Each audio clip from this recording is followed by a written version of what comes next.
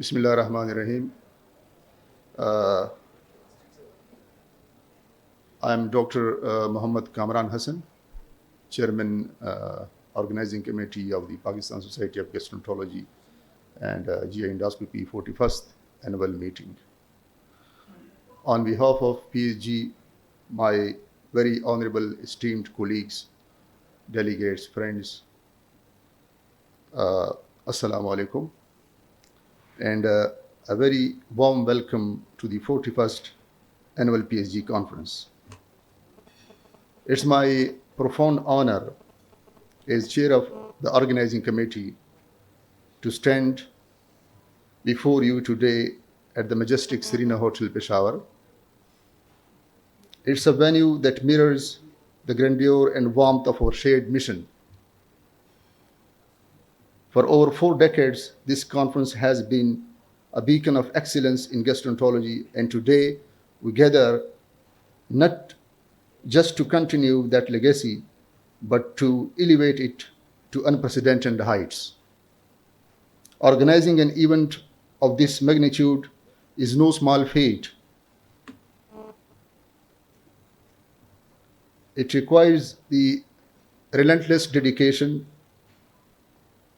of countless individuals, our brilliant scientific committee, tireless volunteers, our visionary team and sponsors, and the unwavering support of PSG leadership.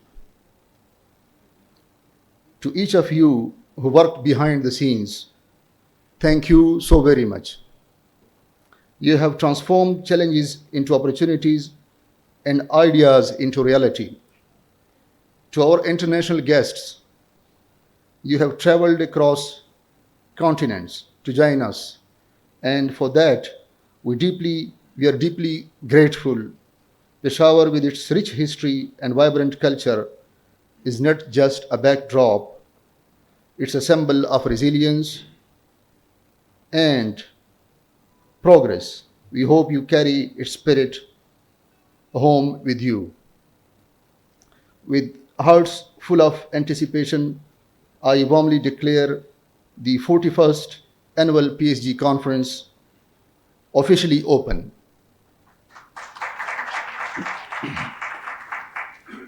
May this gathering ignite collaboration, spark innovation, and strengthen our collective commitment to advancing gastroenterology. Thank you so very much. I now welcome the chairman of our scientific committee, Dr. Arshad Zadoon, to have few words.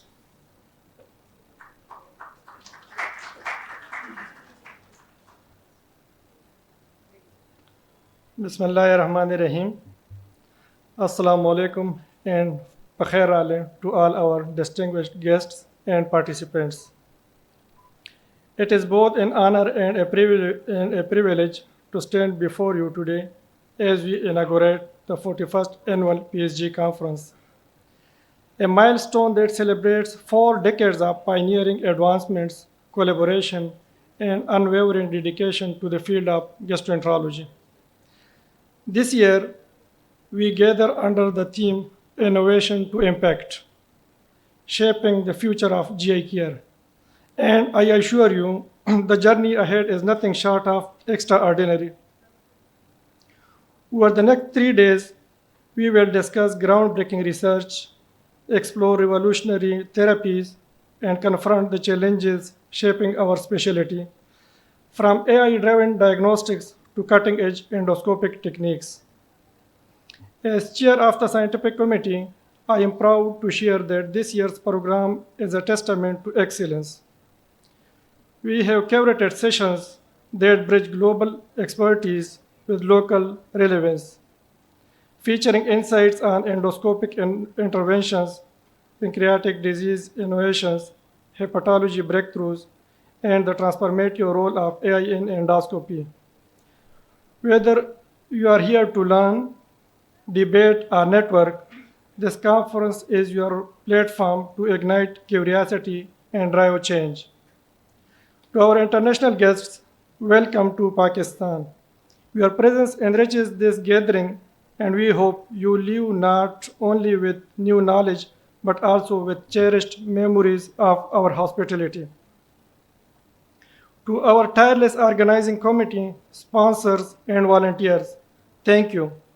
Your relentless efforts have turned vision into reality. Ladies and gentlemen, conferences like this are more than academic rituals, they are catalysts for progress. As we stand on the shoulders of giants who built this legacy over 41 years, let us ask ourselves, how will we elevate gastroenterology for the next generation? I urge you to engage passionately, question boldly, and collaborate fearlessly.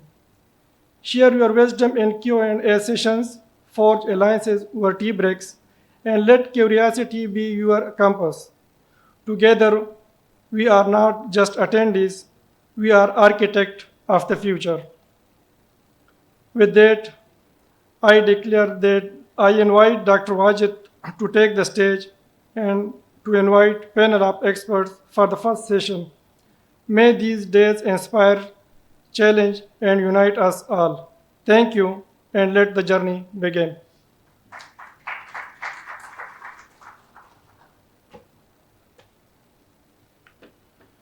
Bismillah ar-Rahman ar-Rahim. Good morning. I am Dr. Wajid Iqbal, working as a consultant gastroenterologist at the Margaret Teaching Hospital, Dirlur. I will moderate session 1 of the 41st PSG Conference.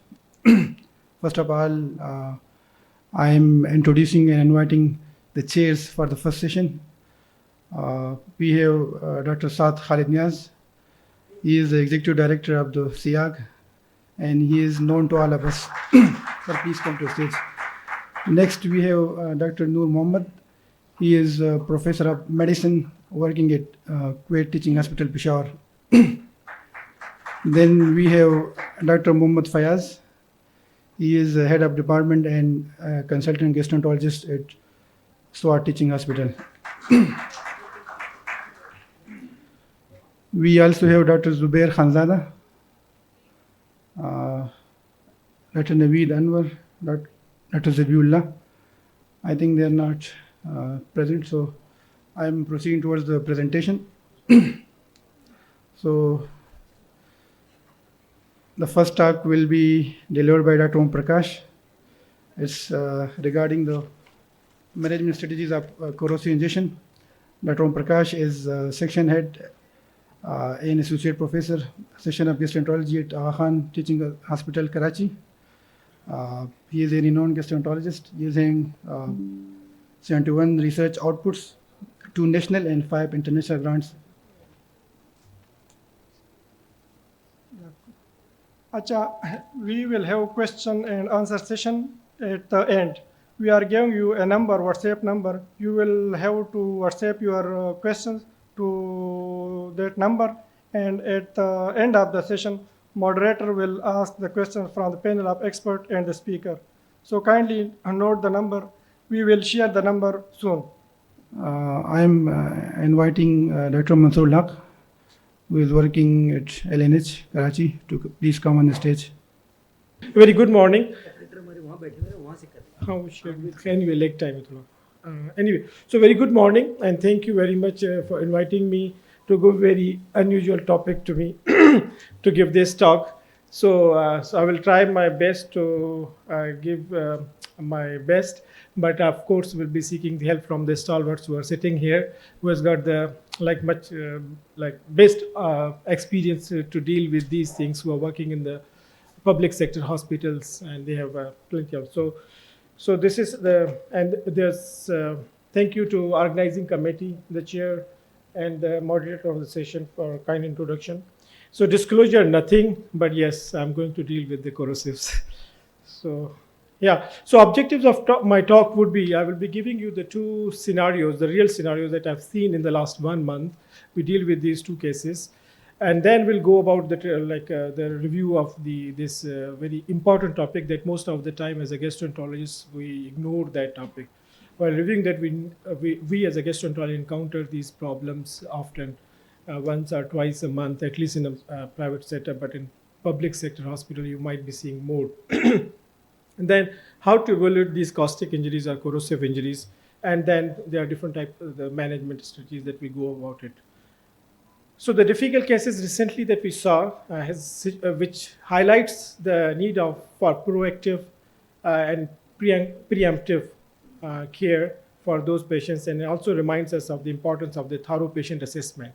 And so this is a patient who has just come from Afghanistan. She had a accidental corrosive injection when they had a earthquake, and they took it, and she had a very significant amount of that injection had a significant injury. She was managed there, and she underwent the feeding jejunostomy at that time, and then she went to subsequently she tried to get the dilatation done, but it remained unsuccessful. So then they decided later now, about a few months back, to visit Pakistan. So they have visited many physicians here as well.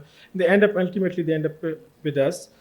So based on images are lost. So of course now we know that she has a corrosive injection. She's not taking by mouth. She's saying she's pulling out the saliva from the mouth, and she's unable to swallow anything, and she needs an answer for that. So of course we don't have the imaging. The records were stolen or stolen at the border point, and so she didn't have any information. So of course we need further imaging for that. We ordered the swallow study, which was not performed because of the fear of the aspiration. The radiologist sent back, and we decided to at least see what is happening at the upper end, whether we will be able to see what is happening or not. So, and subsequently we decided to go for the CT chest as well. So, right, and this is the endoscopy, right? This is the oropharynx. And you can't see, just pool of the saliva is here. I'm sorry. And there was just slight opening there. So, and there's extensive cicatrization of the oropharynx as well, right? So what do you think? What should we do here now? There's tiny openings there. She's in the fluoro room. So I tried to pass the ERCP catheter and successfully went into the stomach. And you can see the contrast here. And this is the distal esophagus, and there's like very complex esophageal, completely cicatrized or scarred. The contrast trickled down into the stomach, right? At that time, I decided we should stop it and we think of something good for her, and with the proper imaging and that thing. So we involved the ENT, anesthesia team, the surgical colleagues. So we told the family that the chances are very grim, but mother was desperate that she needs solution for this, because she is here with limited stay in Pakistan, but she needs a solution for her, right? So we decided to go with the multidisciplinary team. We went in the OR with the anesthesia to protect the airway if we will be able to get that thing. So this is the video assisted laryngoscope, and this is the opening. This is the only opening from where she's breathing, and a little bit of the saliva is going, right? It's a very challenging thing at that time. Then the next step, see, the video runs. See, that is the opening. See that?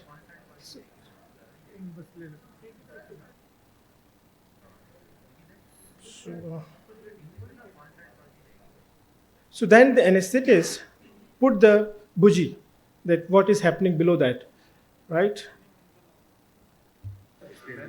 Now if you see that, so if he's putting the bougie, there's hardly any place to do anything for us, right? So again, considering the previous my fluoroscopic method, you put this bougie out, just give the moderate mild sedation, and we'll try the wire and at least see what is happening there now, because there.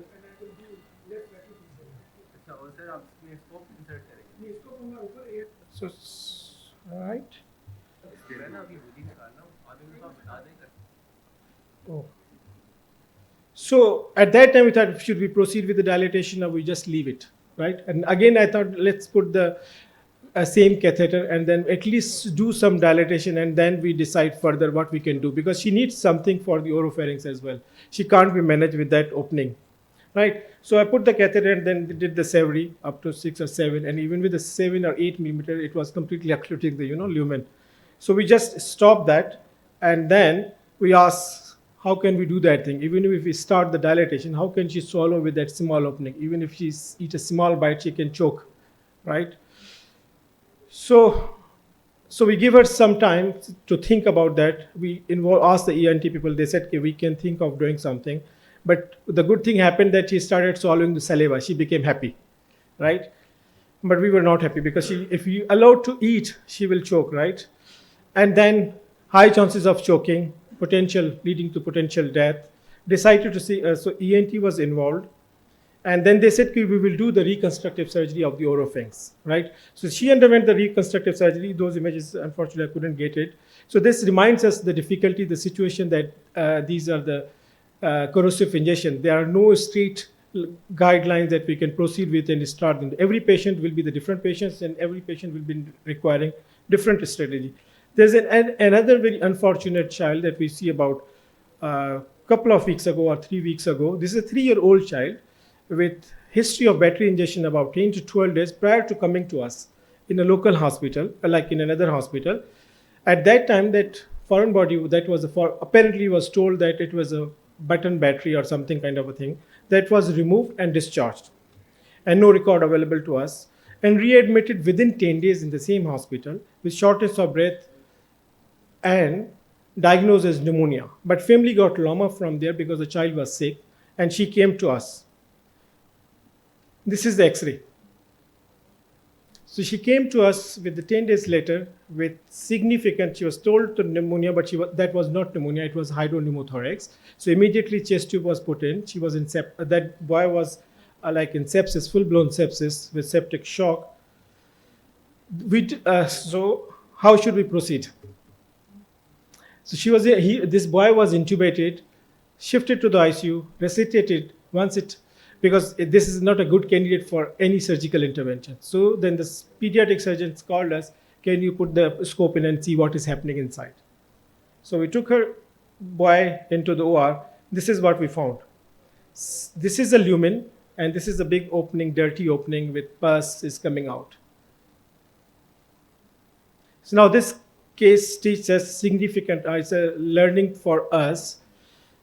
Diagnosis, of course, we made a sepsis secondary to the hydropneumothorax mediastinitis with underlying esophageal perforation. So issues with this now we are dealing with like almost more than 50-80% of the mortality rates, whatever we do at this time. Is it foreign body, button battery ingestion related, or is it spontaneous? What went wrong in the first admission when they come to us, or could we have prevented this, right? It's a very significant, these are very, like most of the time we see this and we just take it like, we just let it, oh, we have removed the foreign body, we don't think what is happening there. So we need to see the details, what kind of that foreign body is, right? This is, personally, I think this could have been prevented, this sequelae. So we started standard care, and then we went with the surgery in the OR, and we decided to at least, the chest tube is in now 2 days down the road, at least we can put the esophageal stent, and it's a 3-year-old child, right? So this is routine endoscopy, and you see the big hole here, right? This is a big hole. You can go into you can do the pleuroscopy here. So then we put the stent in, but having said that, it's a stent, Shanil will talk about this in detail. So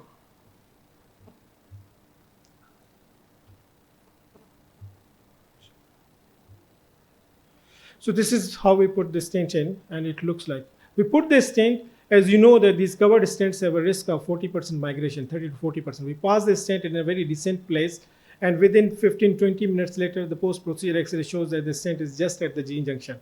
It migrated. So we went back again, patient was in the OR, and we pulled the stent back up and applied the hemoclips at that time. So, but having said that, whatever we have done, there's a 60 to 70% risk that this patient might die. So now coming back to, so this reminds us that every corrosive ingestion patient is a different patient. It needs a different multidisciplinary approach, and we have to go into the detail of what kind of a substance that, and we have to preempt the complication that they happen. And it doesn't like needs us that you just go and take it out, right? You have to take deep breath, sit back, and make a good strategy to deal with these things.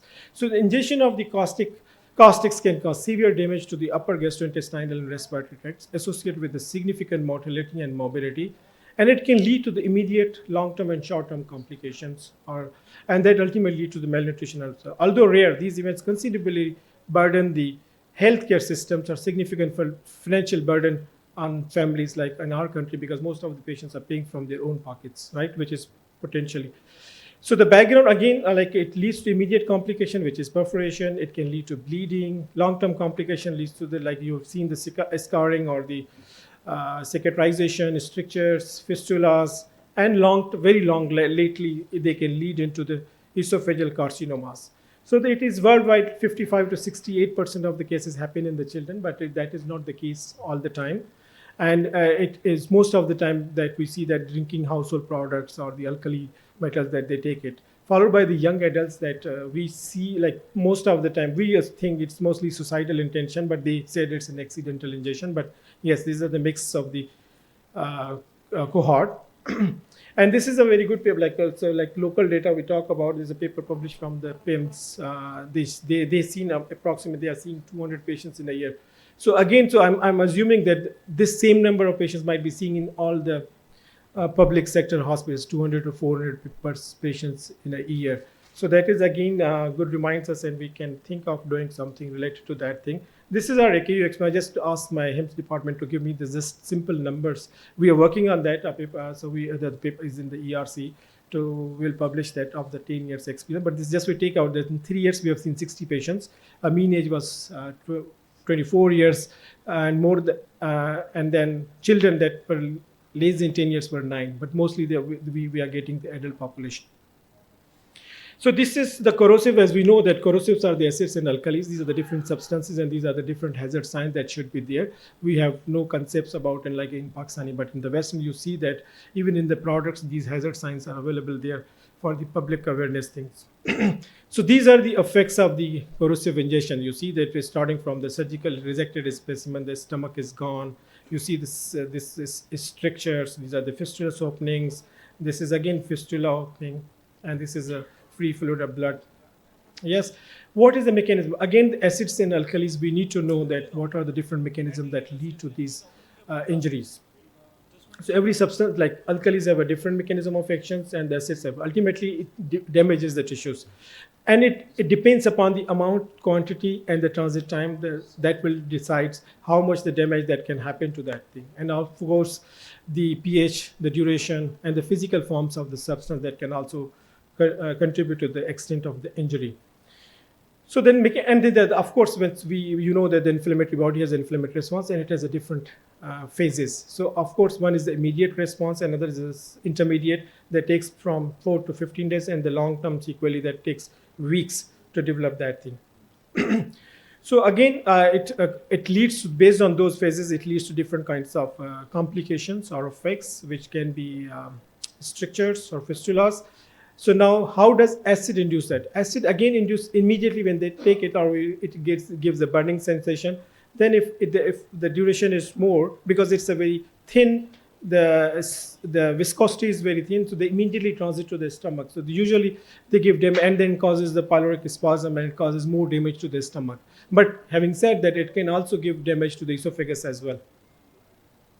Similarly, alkali has a higher viscosity, and that's why you see more injuries in the oral cavity and the esophagus, and it causes the liqueficative necrosis. So the button basically also has alkaline, and it creates those kinds of liqueficative necrosis and leading to that. That is probably the reason might have led to that child's injury. So the extent of damage again depends upon, so how do you decide that what kind of injury has happened? So there are different, there's a very famous Zerger classification that is being used for the injury identification. So there are different 4, 5, these are the endoscopic grades. Nowadays, the CT scan is also coming up that will help us. So this is a Zerger classification, and that this is just one mild, it means either it is ingested or not, but that is usually, if considering this, we can say this is A, and these bottom ones are the severe grades, right? The symptoms, most of the time patients are asymptomatic, that means it's a minimal ingestion, or there's just mimicry, or in the shortness of breath, if it's extended, they can have a respiratory symptom, they can have a GI symptom. The most common GI symptoms are, of course, the drooling, the dysphagia, and if it has gone into that thing, they can present with the abdominal pain. If it is complication, then the peritonitis and these things. So the diagnosis, again, the history is very much important, and we should involve careful assessment of the extent of the injury. It is important to document the type of the ingested material. Sometimes we don't have the details, so you ask them to bring that, whatever that available with you, the bottle, or then we should go with the literature and then see how can we deal with that things, right? And the severity assessment, again, you go for the blood test that again give you the idea that how much severely damage has happened. So diagnostic, immediately you go, which is easily available, X-ray chest, whether this is very severe injury has happened or not. Endoscopy, of course, the CT scan role is coming up now, is taking over the endoscopic role rather than the endoscopy, and then the fluoro-guided studies. Usually you don't do in the immediate setting, but it is for the intermediate or long-term history, the patients who come to you later. And prompt identification of severe damage is paramount to plan the appropriate interventions. So what is the utility of the selected clinical endoscopic parameters in predicting the risk of death? This is a paper which was very old, but it says you can't decide on one thing. So you are, of course, we take the history, examination, laboratory, like any other disease. So for these, again, you have to take into all those 3 or 4 sectors into that thing and to decide how much the severity that we are dealing with.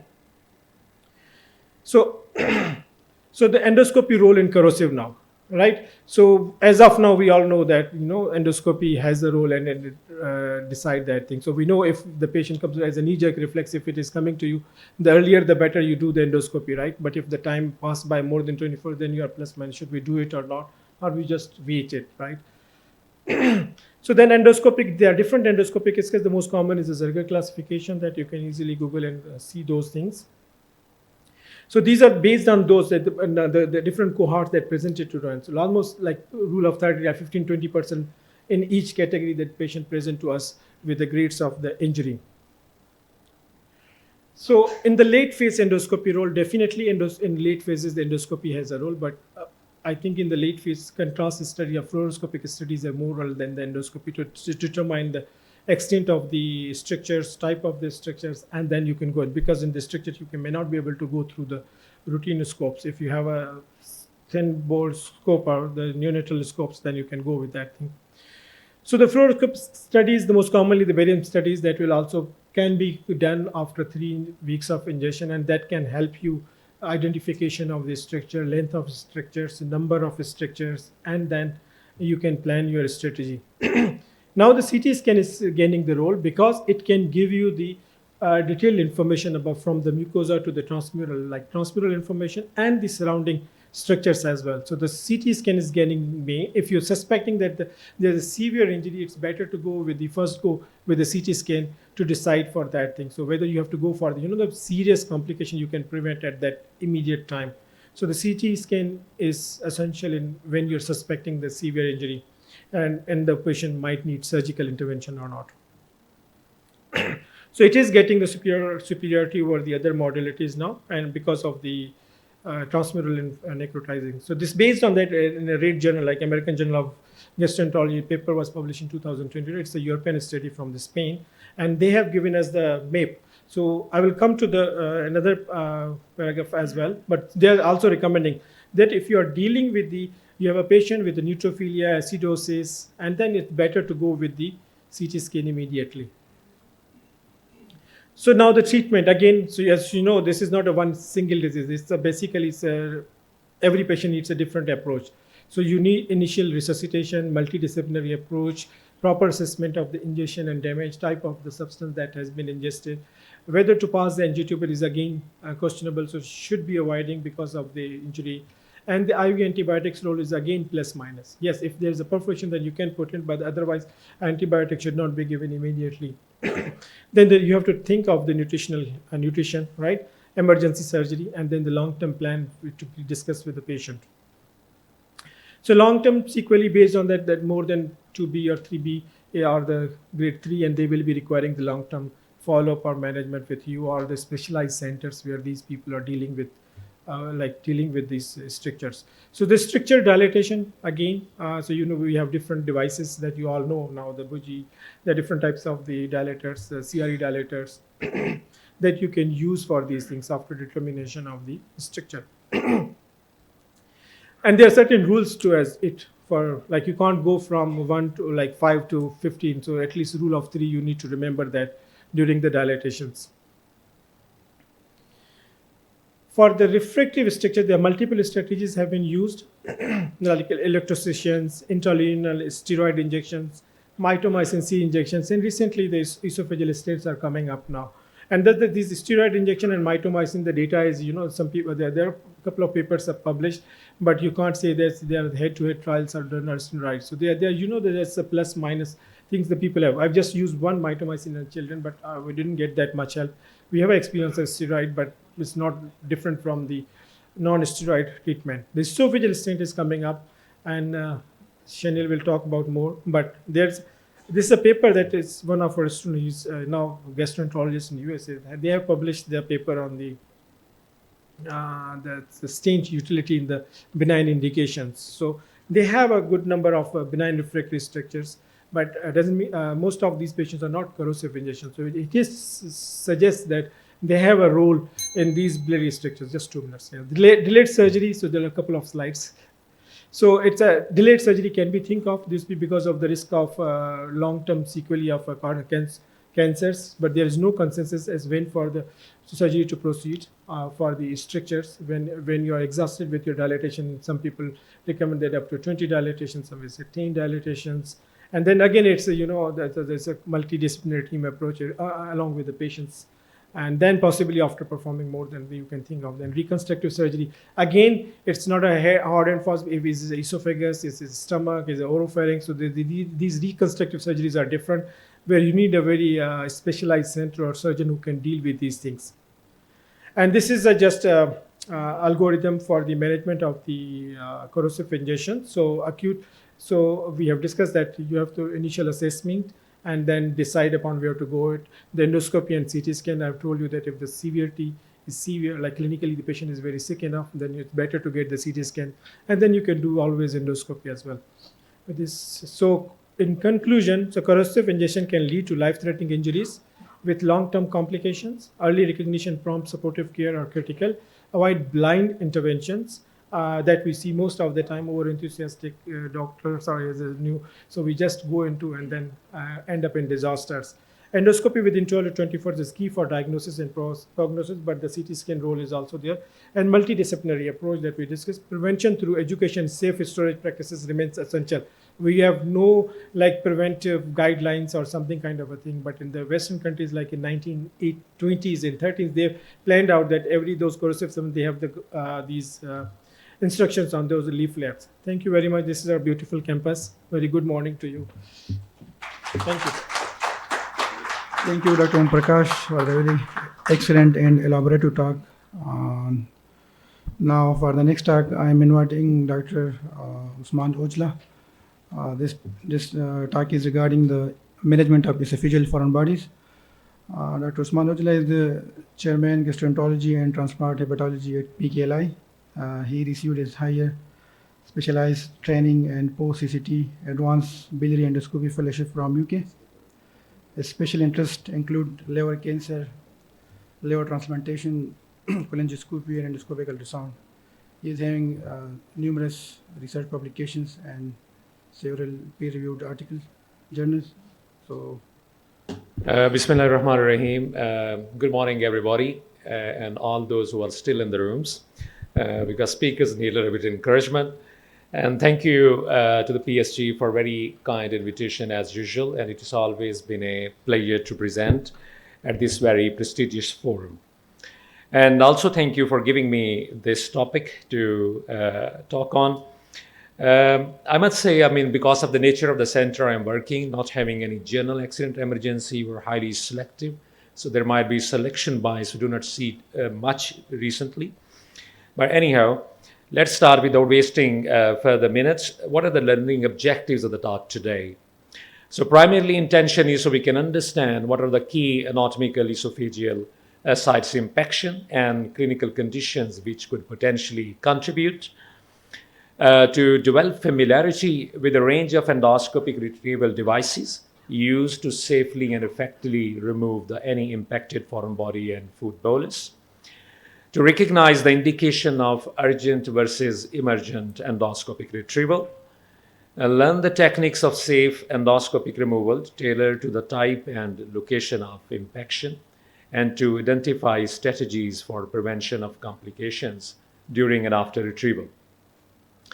This is quite a challenging situation, and many factors actually influence the management, particularly toddlers and young children and adults with cognitive impairment, frailty, and medical comorbidities may pose a challenge. Certainly, the type and the character of the object impacted play a role. Location of the impacted object in the esophagus will also determine the the selection of the tools which you will be using. Certainly, it matters whether how long you've been having this impacted food, which has its own implications in terms of possible complication. And in an ideal unit, availability of necessary equipment and trained support staff certainly will influence your clinical outcomes. These patients can present with deadly complications, and therefore careful assessment is necessary before you proceed. And by last, I mean, physicians' expertise and experience is very critical in dealing these very challenging cases. What about the trends in terms of intentional and accidental adult foreign body ingestion? There has been increase in incidence from 3 to 5.3 over the last few decades with a bimodal age distribution. Most cases presents either in the younger age and are either more elderly. And here I just want to show you what are the likely possible reasons for accidental and intentional foreign body injection.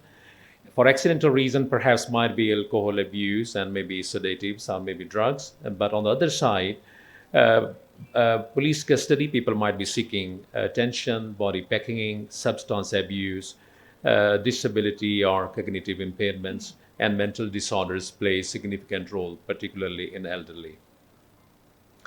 How these patients can present? Usually the symptoms are dysphagia, odenophagia, and chest discomfort. Hypersalivation and difficulty to swallow liquids can be suspected in high-grade obstruction. Majority patients present within 24 hours of ingestion, and few may present with respiratory symptoms. You have to be mindful about that. What about in pediatrics? Maybe asymptomatic completely or may have usual symptoms as in adults. However, if they have excessive drooling of saliva, refusal to feed, and unexplained gagging, that is another warning sign there where you can suspect possible underlying impaction. They may present more frequently with respiratory symptoms. There are certain classifications of types of the swollen bodies. Usually we classify them blunt, sharp, and long objects. And some are radiolucent and some are radio-opaque. And you can see here every possible thing which you may or may not imagine could be swallowed, including from buttons, batteries, as you listened in the earlier talk, coins, forks, dentures, lighters, and many things which could surprise you. Particularly in children. And I would like to again reemphasize, if you suspect in a children from the age of 0 to 6, coins and blunt objects are more common. And from 6 onwards, maybe you can see bone and shape objects. This is on X-ray because you would like to do initial evaluation. If you take an X-ray, double ring sign is the characteristic sign for a button battery ingestion. Whereas if a coin ingestion is there, you wouldn't find a double ring sign.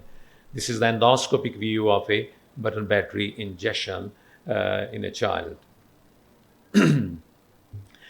There are many conditions which can predispose people to end up in any impaction, likely maybe food bolus impaction, and which may include Charcot's ring, Webb's peptic strictures, eosinophilic esophagitis, and any subcusal mass.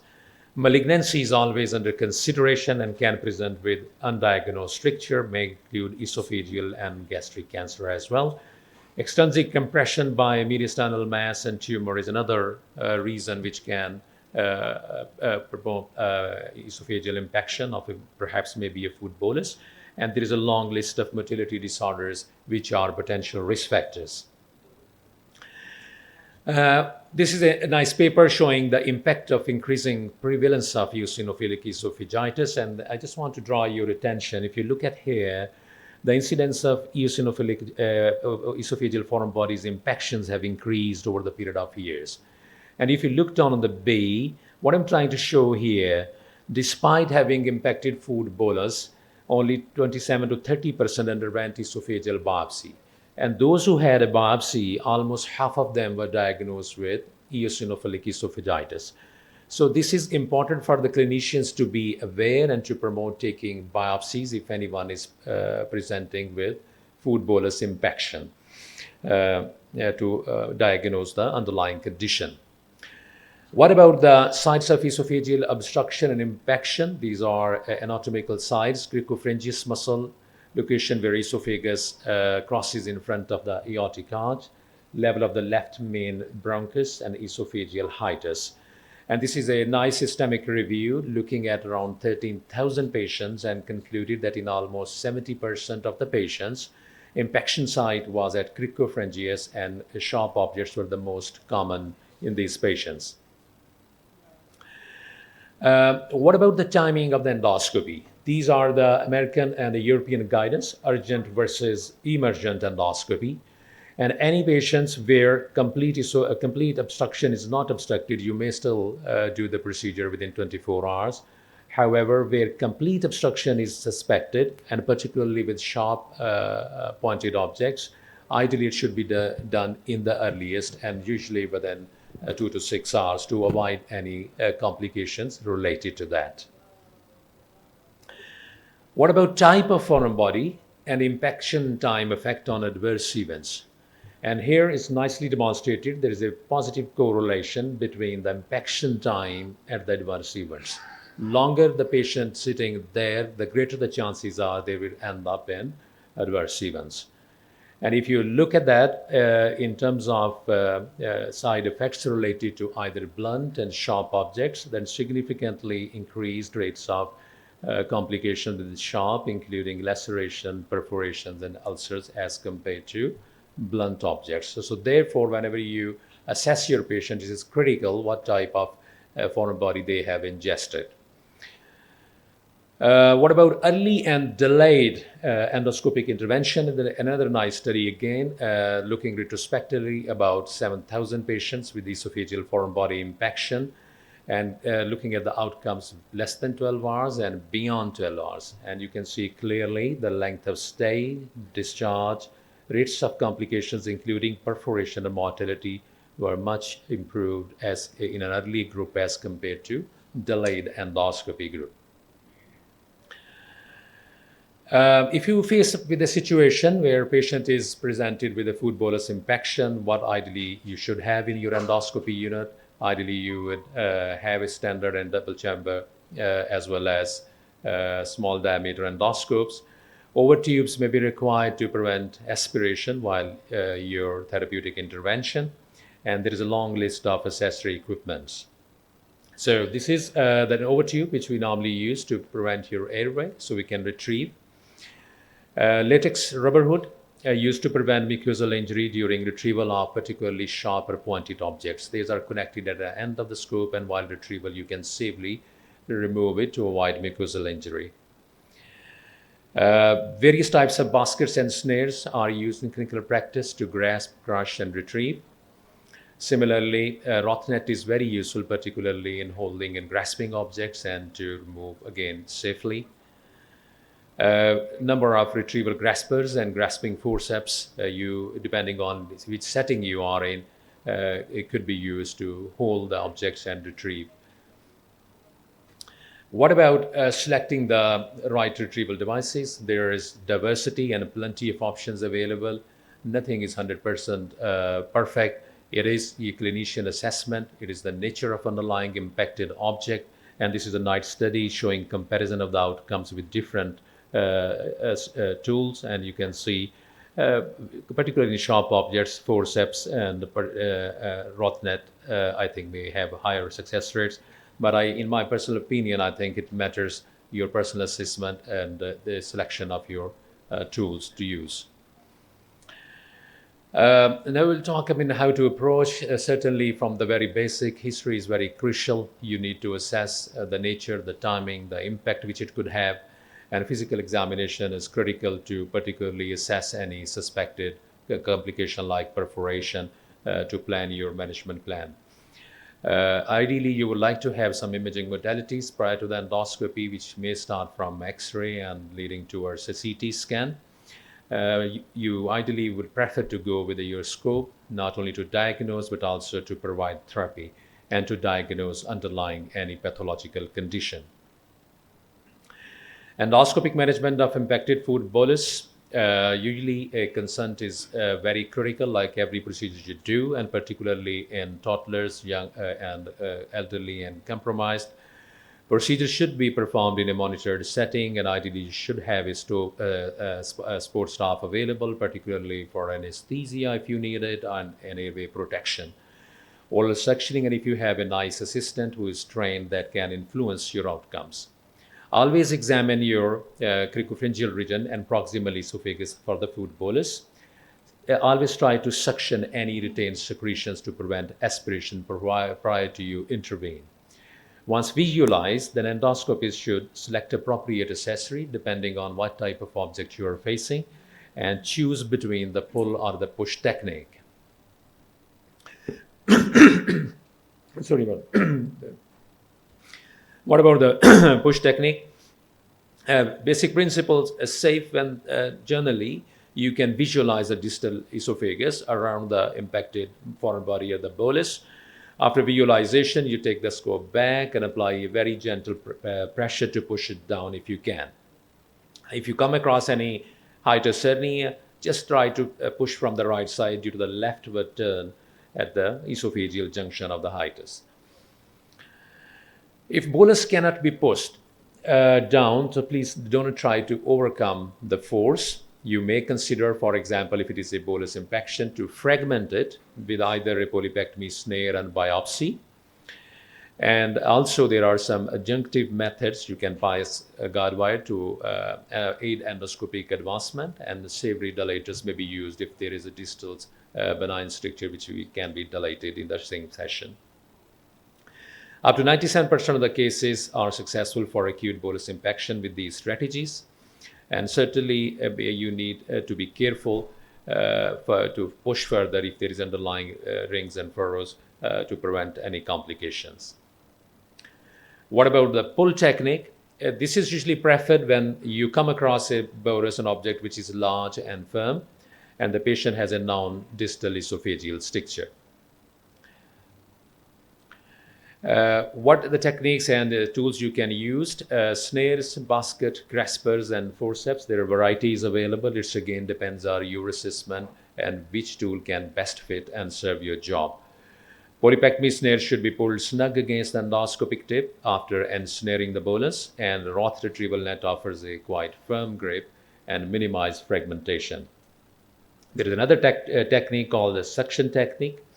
You attach a transparent vacuum cap over the endoscope, create a vacuum to pull the foreign body and a bolus right into it, and that can help you in safe retrieval of the impacted object. This is a meta-analysis published recently looking around 3,500 patients and comparing which technique is superior, either have any advantage. And they concluded that there was, in terms of technical success as well as in terms of adverse events, neither of the techniques were superior to each other. So therefore, really, it is important how you approach and assess and what options you have to select while providing interventional to your patients. What about cap-assisted endoscopic treatment of esophageal food bolus? Is it superior to any standard procedures? Again, this is a meta-analysis looking about 1,000 patients, and they compared with the cap-assisted with conventional endoscopy. And they found actually cap-assisted endoscopy was better in terms of technical success and block removal and a relatively shorter period of procedure time. What about pharmacological therapy to assist your food bolus impaction? Glucagon has been used. It relaxes esophageal smooth muscles and the lower esophageal sphincter If given IV, can reduce LES pressure by up to 60%, and it affects minimally on proximal esophagus. However, this is another systemic review which failed to demonstrate any significant advantage of glucagon versus conventional endoscopy.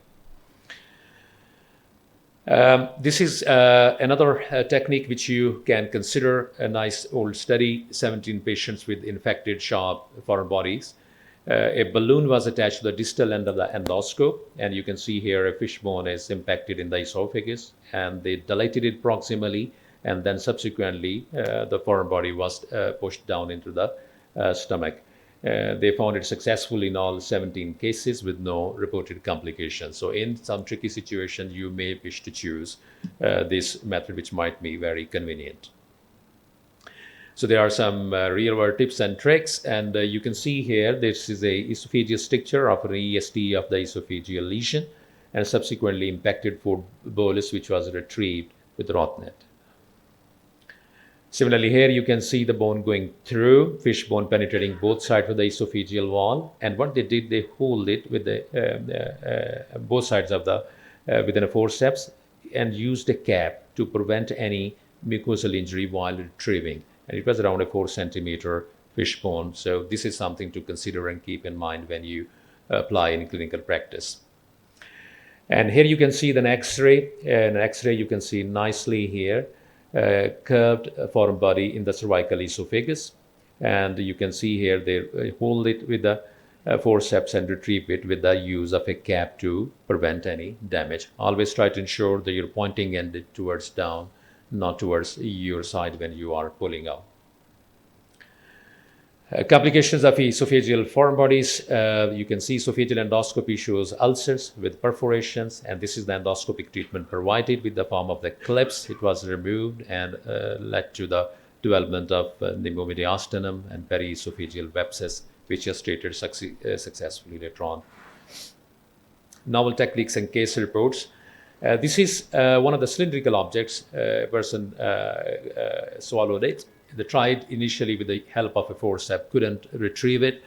And what actually they did, they passed a guide wire over a balloon and then inflated and then pulled it back successfully.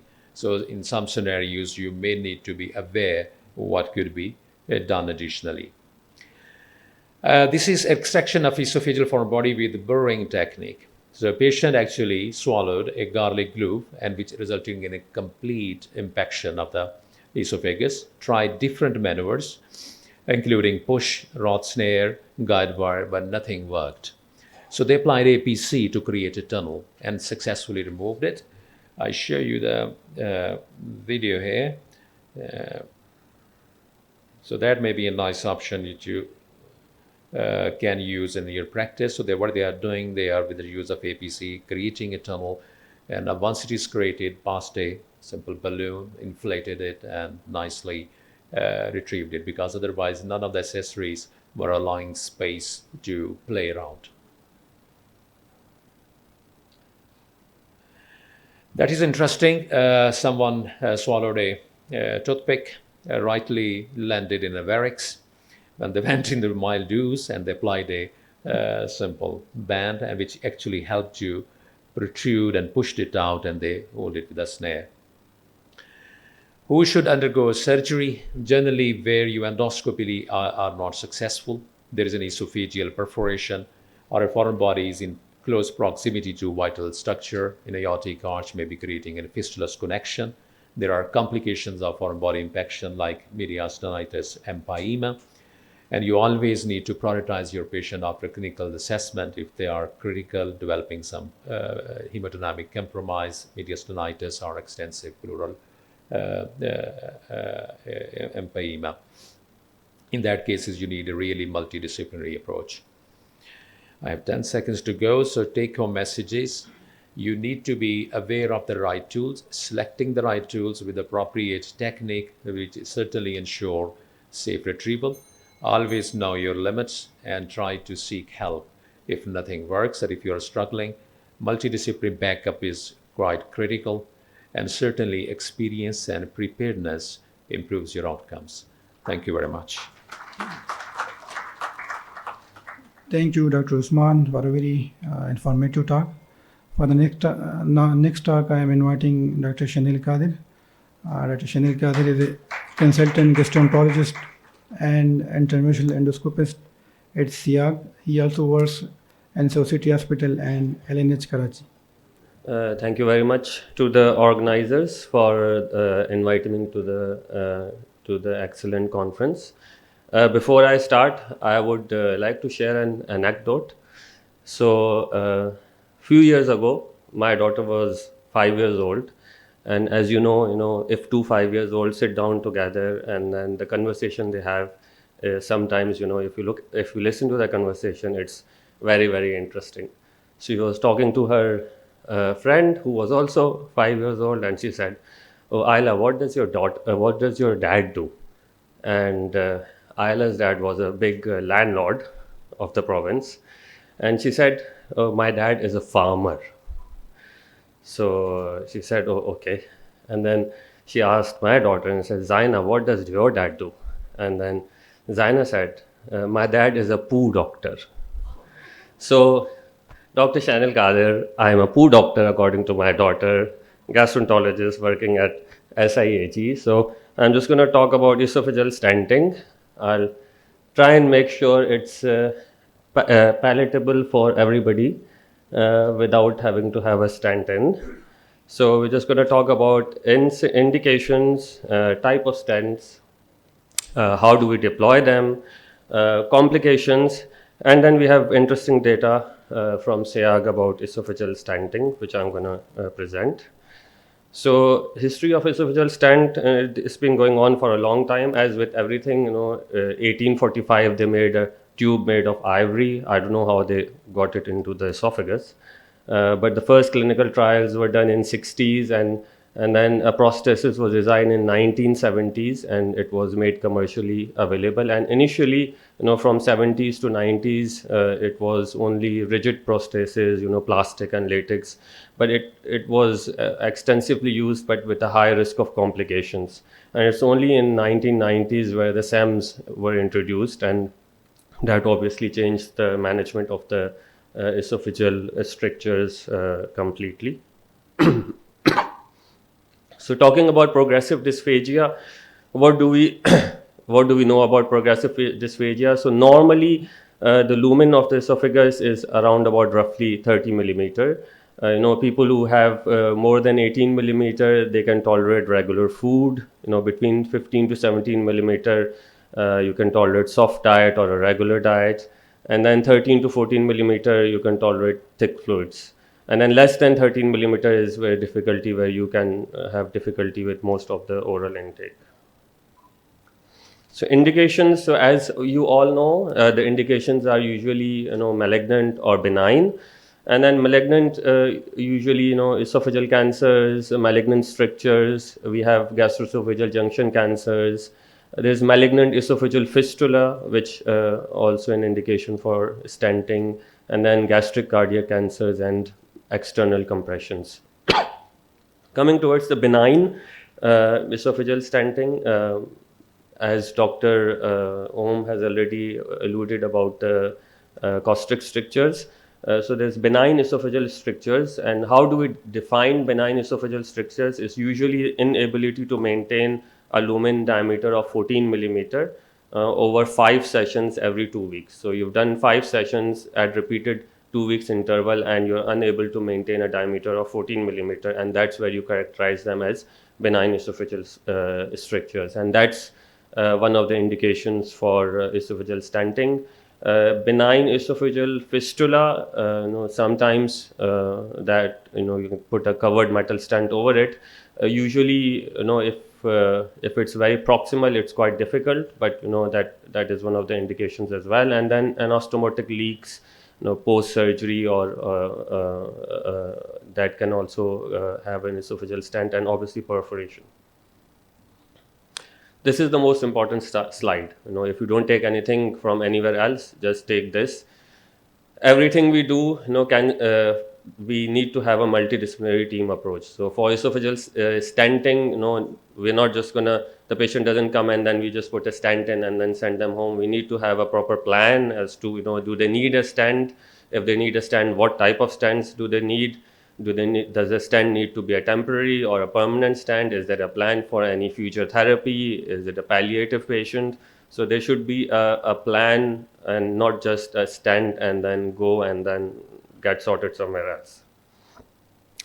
Contraindications, so patients who have resectable disease, obviously you would not want to put a stent on them. Tumors or strictures within 2 centimeters of esophageal sphincter, so obviously that's also a contraindication.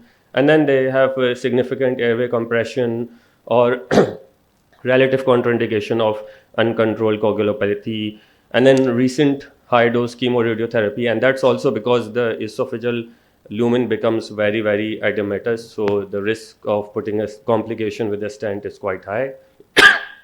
And obviously uncontrolled sepsis, and then terminally ill patients, sometimes we have to say, no, that's it, we can't do anything, even putting a stent is not going to make a difference. There are loads of stents available in Pakistan. I think we mostly use Volflex. We do have Cook Evolution. We have the Taiwan stents. But these are all the stents available. Some are over the scope, some are through the scope. Comes in different diameters, different sizes, and then some are fully covered and some are partially covered. So what about the SAMs? So these are the stents which we normally routinely use now. They are metal stents, nitinol. They are obviously some fully covered, partially covered, or uncovered. Come in variable diameter and length. Some have flares, some have shoulders, some have anti-reflux mechanism, anti-migration features, and then there's different release mechanisms, so proximal or distal release, and how to release them. So what about the ESG recommendations? So the ESG recommendation for the malignant disease, they suggest placement of partially or fully covered SAMs for palliation in patient with malignant dysphagia, which is obviously understandable. They also suggest brachytherapy as a valid alternative, or in addition to stenting in patients with a longer life expectancy. So more than 3 months is what their longer life expectancy is. But obviously this is not readily available everywhere. So it's only if it's available around about. And then esophageal SAMS placement for sealing malignant tracheoesophageal fistula or bronchoesophageal fistula. Sometimes you may need to put a bronchial stent in these patients, and usually, in malignant tracheoesophageal fistula, if the fistula is quite high or if it's more than 1 centimeter, SAMs usually don't work.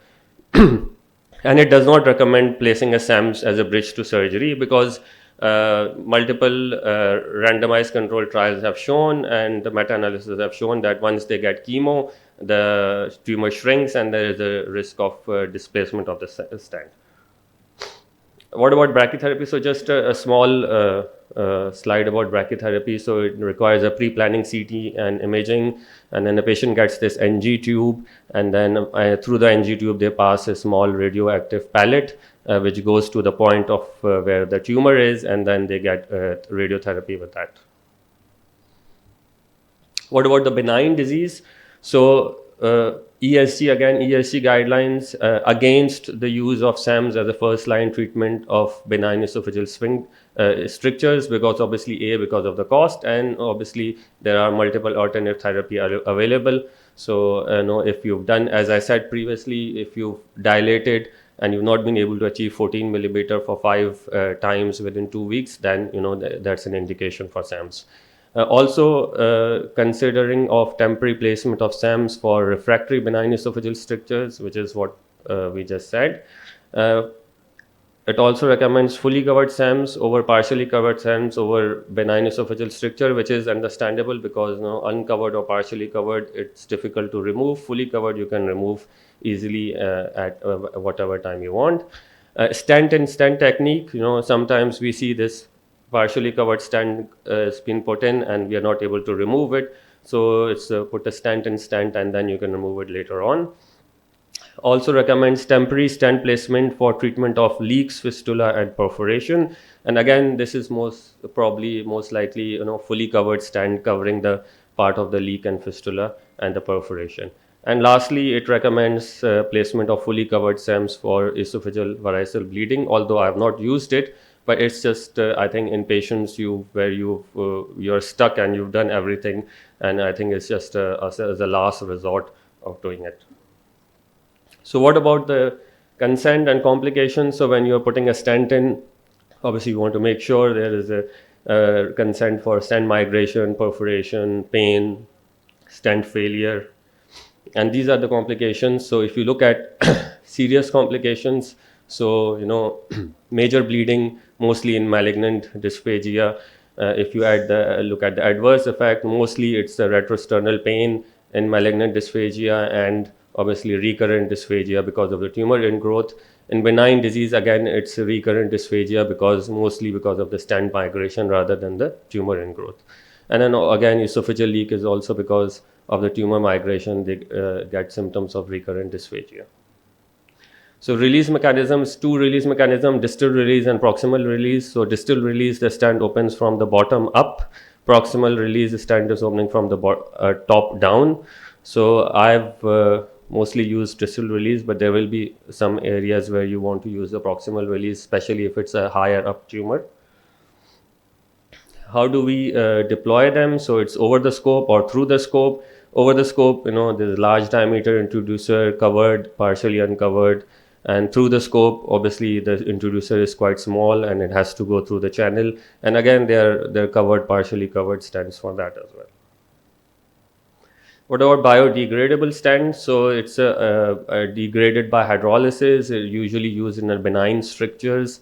Eclasia, it's not suitable for upper esophageal esophagus. Usually it puts a radial force for about 6 to 8 weeks and then disintegrates by 10 to 12 weeks. Usually pH influences the disintegration and it's increased by low pH. But since everybody is on PPI in our country, so it might be longer than this. So accessories, therapeutic scope, wires, you need to make sure you have a dilatation balloon, fluoroscopy.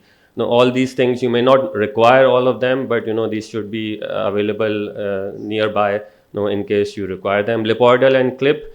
So some people inject lipoidal just as a marker or a clip as a marker and then put a stent in. What about the Danish stent, which is the refractory stent for esophageal bleeding, variceal bleeding? I've never used it. I'm sure you guys in UK and US may have used it.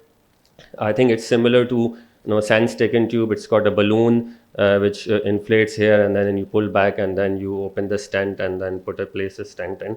And it's basically a temporary measure. It can be removed within 7 days. Just the last few slides talking about SEMS placement, our data in SIAG. So we have been putting a stent, as I said, sometimes usually people put a stent by putting a clip, or they inject lipoidal, or they put a stent through the scope, but we've been using it as a vertebra and diaphragm as a landmarks for putting the esophageal stent. So we've got 800 patients, around about 50-50, male and female. Most of our patients, obviously malignant patients, so most of them will have had dysphagia, weight loss, anorexia, all the symptoms for malignancy. Most of them obviously were inoperable, distant metastasis, local metastasis, unfit for surgery. 74% was squamous cell carcinoma, 25% were adenocarcinoma, and then location was mostly middle or lower third of the esophagus, which would be in keeping with the squamous and adenocarcinoma. There was involvement of GEJ in only 30%, but mostly there was no involvement. Tracheoesophageal fistula was present in only 6%, 94% didn't have that, and the length of stricture was around about 8 centimeters. Most of them, obviously, because this is a malignant stricture we are talking about, did not had a dilatation before we put a stent in. And then type of stent we normally use partially covered. I think it's just because the availability of partially covered stent is quite good in Pakistan compared to fully covered, and the cost is also quite less. So this is a 62-year-old with dysphagia and weight loss, or biopsy showed a squamous cell carcinoma. Imaging showed a distal metastasis, and this is the OGD, showed a circumferential friable growth starting from 35 centimeters involving a GOJ and extending at 39. And then ultra thin scope was put through with slight resistance, and then guide wire were placed in the stomach. And then we looked at the fluoroscopy, which showed the proximal end of the stomach of the tumor, and then we looked at the vertebra corresponding to that. So if you look at this, the diaphragm, so we take the diaphragm as a reference point, and then we count the number of vertebrae above the diaphragm, so it will be 1, 2, and 3. And then we take that as a proximal end, and then when we went down with the scope, we took the distal end, so it will be the vertebra just above the diaphragm. And then, we measure the distance between the two vertebra, so the proximal vertebra, which was before here, and then the distal vertebra, which is here. And then roughly we sort of say one vertebra is 2.5 centimeters. So we measure these two differences, and then we put a stent according to that length without having to inject lipoidal.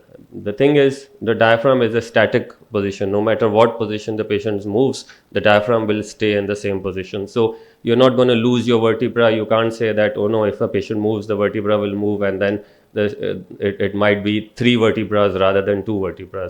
So without using lipoidal, without using the clip, we know that we have to put the stent up till here. So we just insert the stent, making sure that we are just here at the vertebra. So this is how we put a stent in. So as you could see earlier, this was our aim, 2 centimeter above the proximal, 2 centimeter below, and then this is done without lipoidal, without clips, without endoscopy, a simple procedures. So I'd like to acknowledge the SIAG team and my colleagues for their help, and thank you very much. Thank you, Dr. Shanil Kadir, for a very nice presentation. For the next talk, I am inviting Dr. Hala Fatma. This talk is regarding the diagnosis and management of Barrett's esophagus. Dr. Hala Fatma is a graduate of Aga Khan Medical College. She did her residency and internal medicine from Indiana University, followed by GI fellowship from the same university. Currently, she is working as a professor in the same university. Her special interest is Barrett's esophagus and endoscopic therapy of early esophageal cancer. Please, ma'am, come on.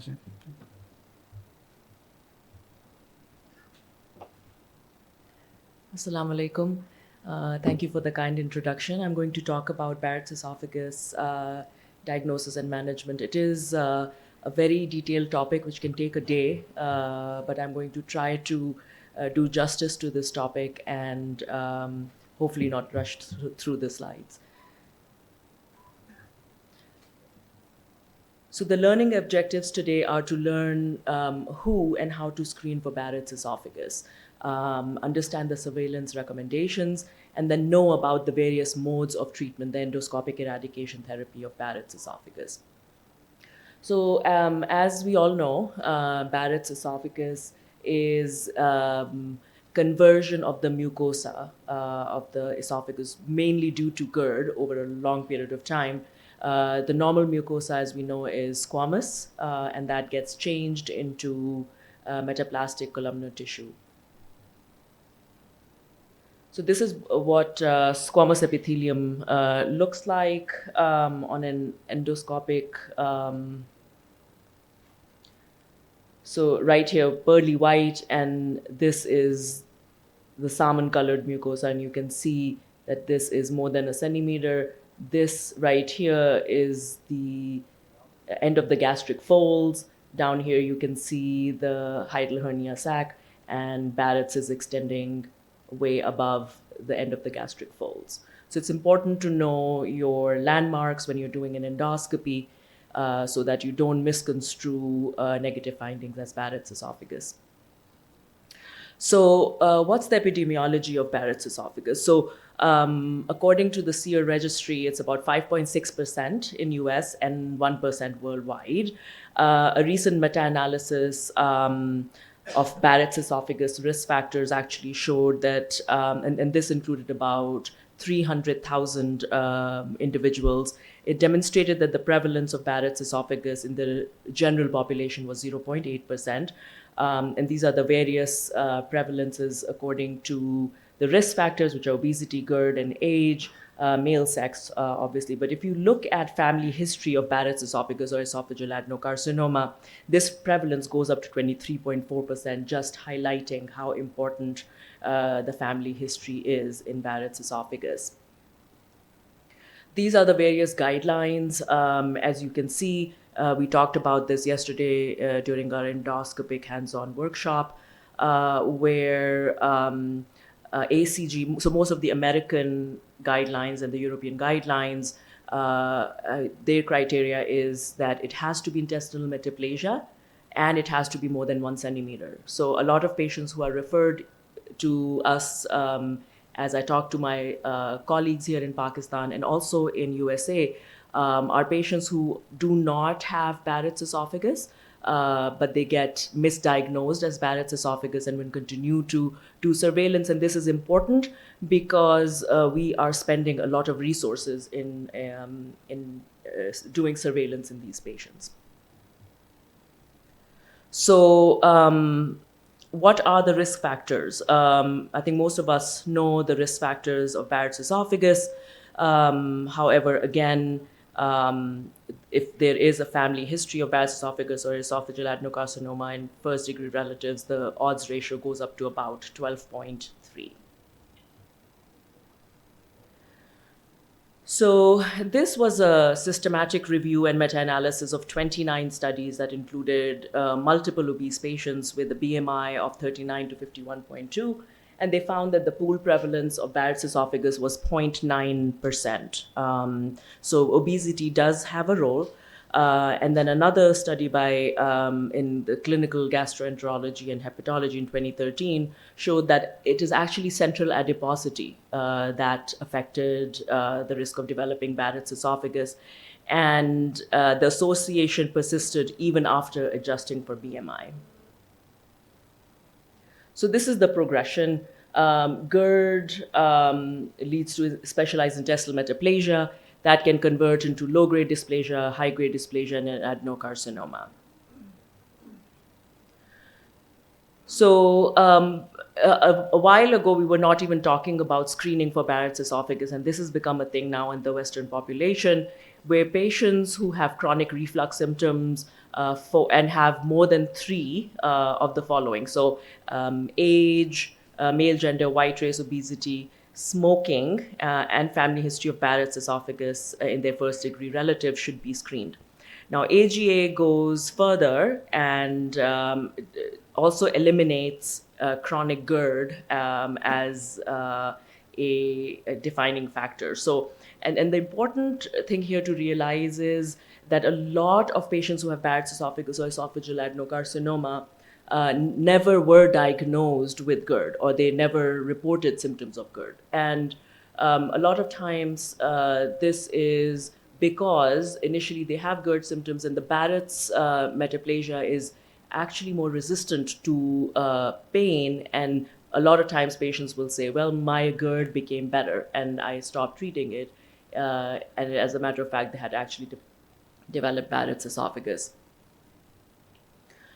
So what is the association of GERD with Barrett's esophagus? So this meta-analysis of 26,000 patients who had GERD, the pooled prevalence of Barrett's esophagus was about 7.2, and short segment was 6.7, so the majority of the patients, and then long segment was 3.1. Another one here comparing Barrett's esophagus with controls.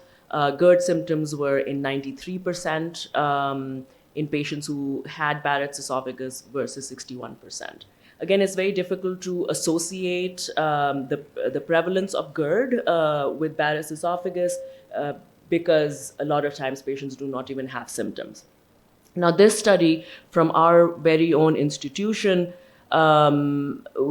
patients came in with just screening colonoscopy, and they were asked to opt for doing an upper endoscopy at the same time. And these are the results. So 8.3% of those patients who had reported GERD symptoms had Barrett's, and 5.6 of those who did not have GERD symptoms. So what are the various screening methods that we have? Well, endoscopy, as we all know, is the mainstay, and we're all gastroenterologists, so we would rather go that way.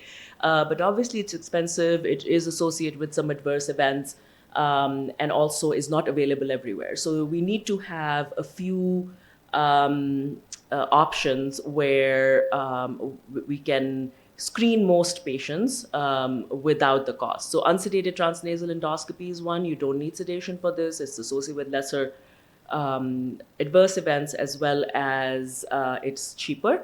And then there are cell collection devices as well, which can increase your access to screening. So these are the various cell collection devices, as you can see, SOFA-CAP and Cytosponge. These are minimally invasive modalities, and they can be done in the office by the nurse. Patients swallow these capsules in the stomach. You leave it in for about 5 minutes, and the cap or the sponge opens up because of the action of the acid, and then you bring these up, and while they come up, you collect cells. Similarly, the EsoCheck balloon, you put it down into the stomach, inflate the balloon, bring it up about 5 centimeters above the GE junction, deflate the balloon and bring it up. And you can send the tissue to your lab, where they can check for various markers like DNA markers, as well as trefoil factor 3.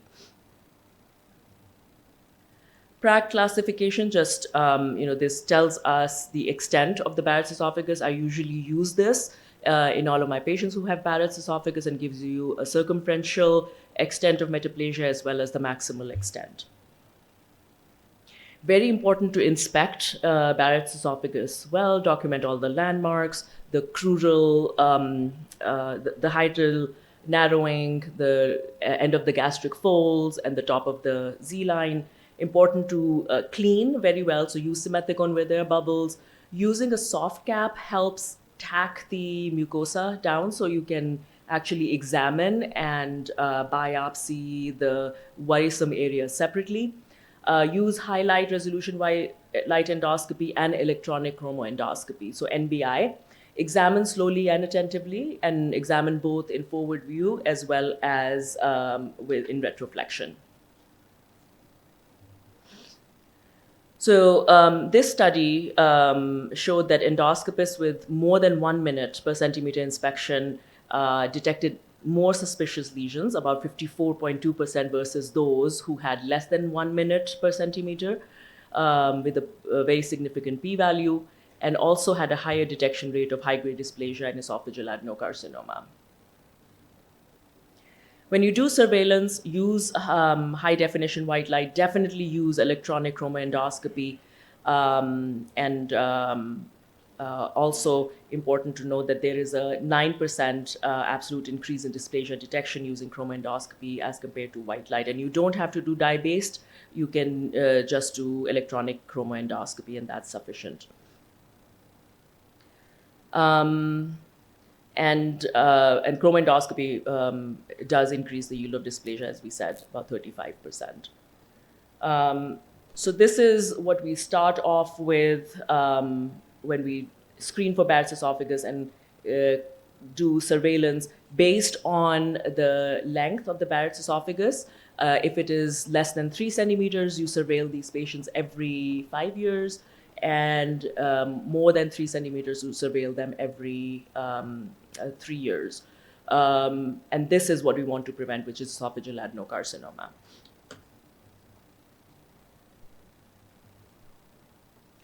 You can classify all visible lesions by the Paris classification.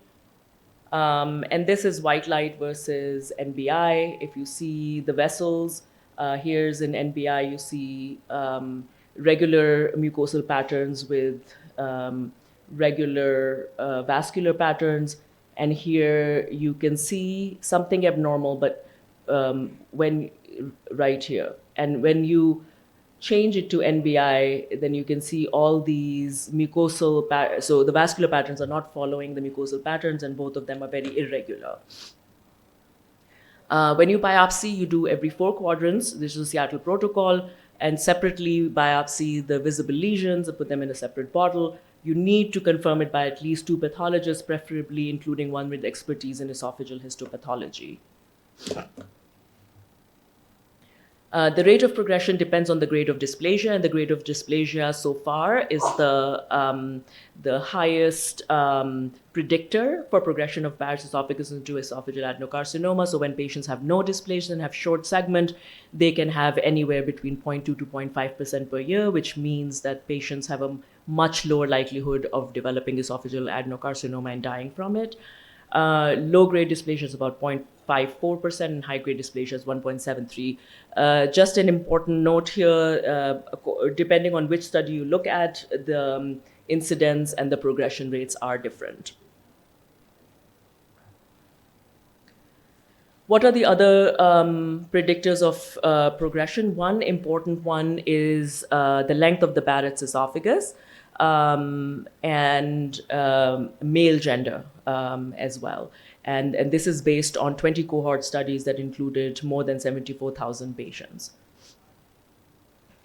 So PPIs, as we know, we use for chemoprevention, first-line therapy for Barrett's, but the role of chemoprevention is unclear. Some studies have shown that 71% reduction in risk of esophageal adenocarcinoma and or high-grade dysplasia. However, that's not completely proven. We give PPIs to people and tell them to base the dose on their symptoms. So lowest possible dose based on symptoms. If, however, you do endoscopic eradication therapy, my practice is to give them the higher dose of PPI so that there's a higher chance that they will regenerate normal Barrett's esophagus. PPIs and ASA, so aspirin can help along with PPIs. However, currently we do not recommend the use of aspirin, and the reason for that is cerebrovascular hemorrhage and gastrointestinal hemorrhage. But together, these, according to some meta-analysis, it does show that use of PPIs plus aspirin can actually reduce the all-cause mortality of high-grade dysplasia and esophageal adenocarcinoma, which was the endpoint that they used. So what is endoscopic eradication therapy? Endoscopic mucosal resection or endoscopic submucosal dissection. We use radiofrequency ablation as well as cryotherapy. And if that doesn't work, then come back to the basics, which is argon plasma coagulation. Photodynamic therapy is not used anymore because of its high risk of adverse events. In endoscopic, resection helps with diagnosis as well as treatment and also helps with staging. In addition, it can tell us information about penetration, depth of tumor, if the deep margin is positive or negative, what's the differentiation grade, and if there is presence or absence of lymphovascular invasion, and that can lead to critical management decisions based on all of these factors, and can potentially prevent patients from undergoing esophagectomy if not needed. So this is CAP EMR technique. You can inject to create a submucosal bleb. However, that is not necessary because when you put the cap, it preferentially squeezes out the muscularis propria, and then you cut below the band. And so this one right here is cap assisted one without the band ligator. And here you put the snare at the edge, at the rim of the cap, suction the lesion, and place the snare over it and cauterize and cut. So just a quick slide on EMR versus ESD. Both of them lead to definitive diagnosis, also help with staging. EMR is more for smaller lesions, less than 2. However, I have done 3 centimeter lesions with EMR as well, but ESD is better for larger en bloc resection. With EMR, we get piecemeal for large lesions, but the resection is about 12% complete resection, versus ESD leads to 59%. However, even with these differences, the remission at 3 months is equal. So there is still debate. There are some ESD proponents and EMR proponents, but so far the data that we have is that the long-term effects are the same. ESD obviously is less widely available. So treatment of T1A, esophageal adenocarcinoma, endoscopic therapy, hands down, is preferred over esophagectomy. For T1B cancer, certain patients can be resected endoscopically, and these patients do not need esophagectomy. Some patients who had T1B resection from with EMR and were later sent to surgery were found to have no residual cancer, and they still underwent esophagectomy, which is obviously associated with a high risk of morbidity. But if you have certain things like less than 500 micrometer or millimeter invasion in the submucosa, good to moderate differentiation, and no lymphovascular invasion, and those who are poor surgical candidates can definitely be candidates for endoscopic therapy. Low-grade dysplasia is still controversial. EET can be considered versus surveillance. We currently have a study, the SERVANT trial, going on in multiple centers in USA, including ours, where we are randomizing patients to treatment versus no treatment, and hopefully the results will enlighten us more. Another important part is, do we need a complete resolution of dysplasia or complete resolution of intestinal metaplasia? And it turns out that according to multiple meta-analysis, you do need to take care of not only dysplasia, but also the intestinal metaplasia. If once you achieve complete resolution of the intestinal metaplasia, dysplasia recurrence is 5% and 12% after achieving complete resolution of dysplasia only. These are radiofrequency catheters that we use for treatment. This is a balloon where we are treating it with radiofrequency ablation. And then this is what it looks like right after treatment, and this is a few months later. You do need multiple treatments before you can establish CRIM. And this is, this has the most robust literature. Adverse events are small, bleeding, perforation are lower. Another one is cryotherapy, which has lesser side effects and is better tolerated. And here you can see we have frozen this section of Barrett's esophagus during cryotherapy. So I'll leave you with this, that consider screening for Barrett's esophagus in those with multiple risk factors. Important to do a very good examination and use electronic chromoendoscopy. Follow surveillance guidelines. Do not overdo endoscopy. And then for treatment, do multimodal endoscopic therapy for high-grade dysplasia T1A and some T1Bs, and CRIM is the goal. So complete resolution of intestinal metaplasia. Thank you.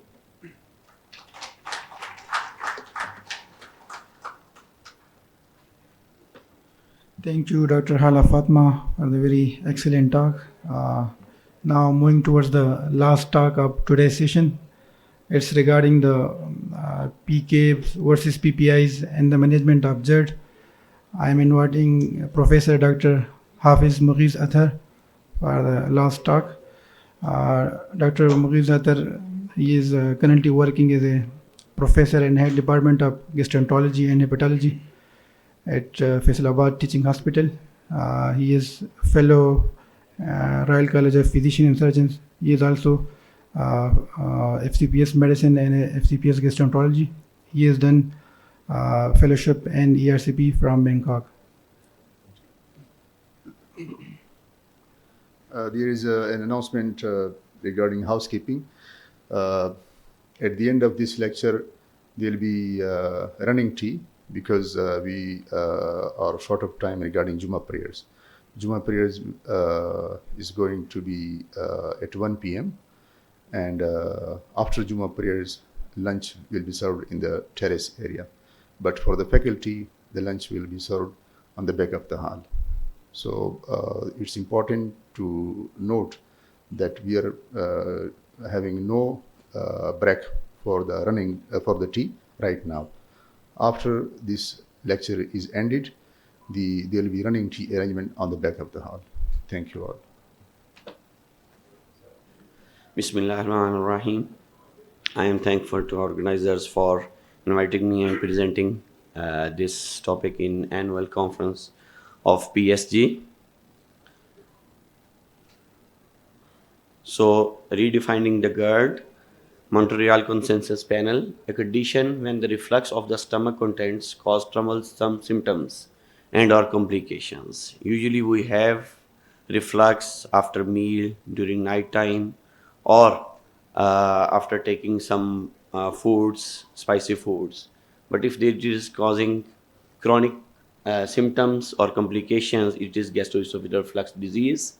The term heartburn, acid reflux, and GERD are often used interchangeably.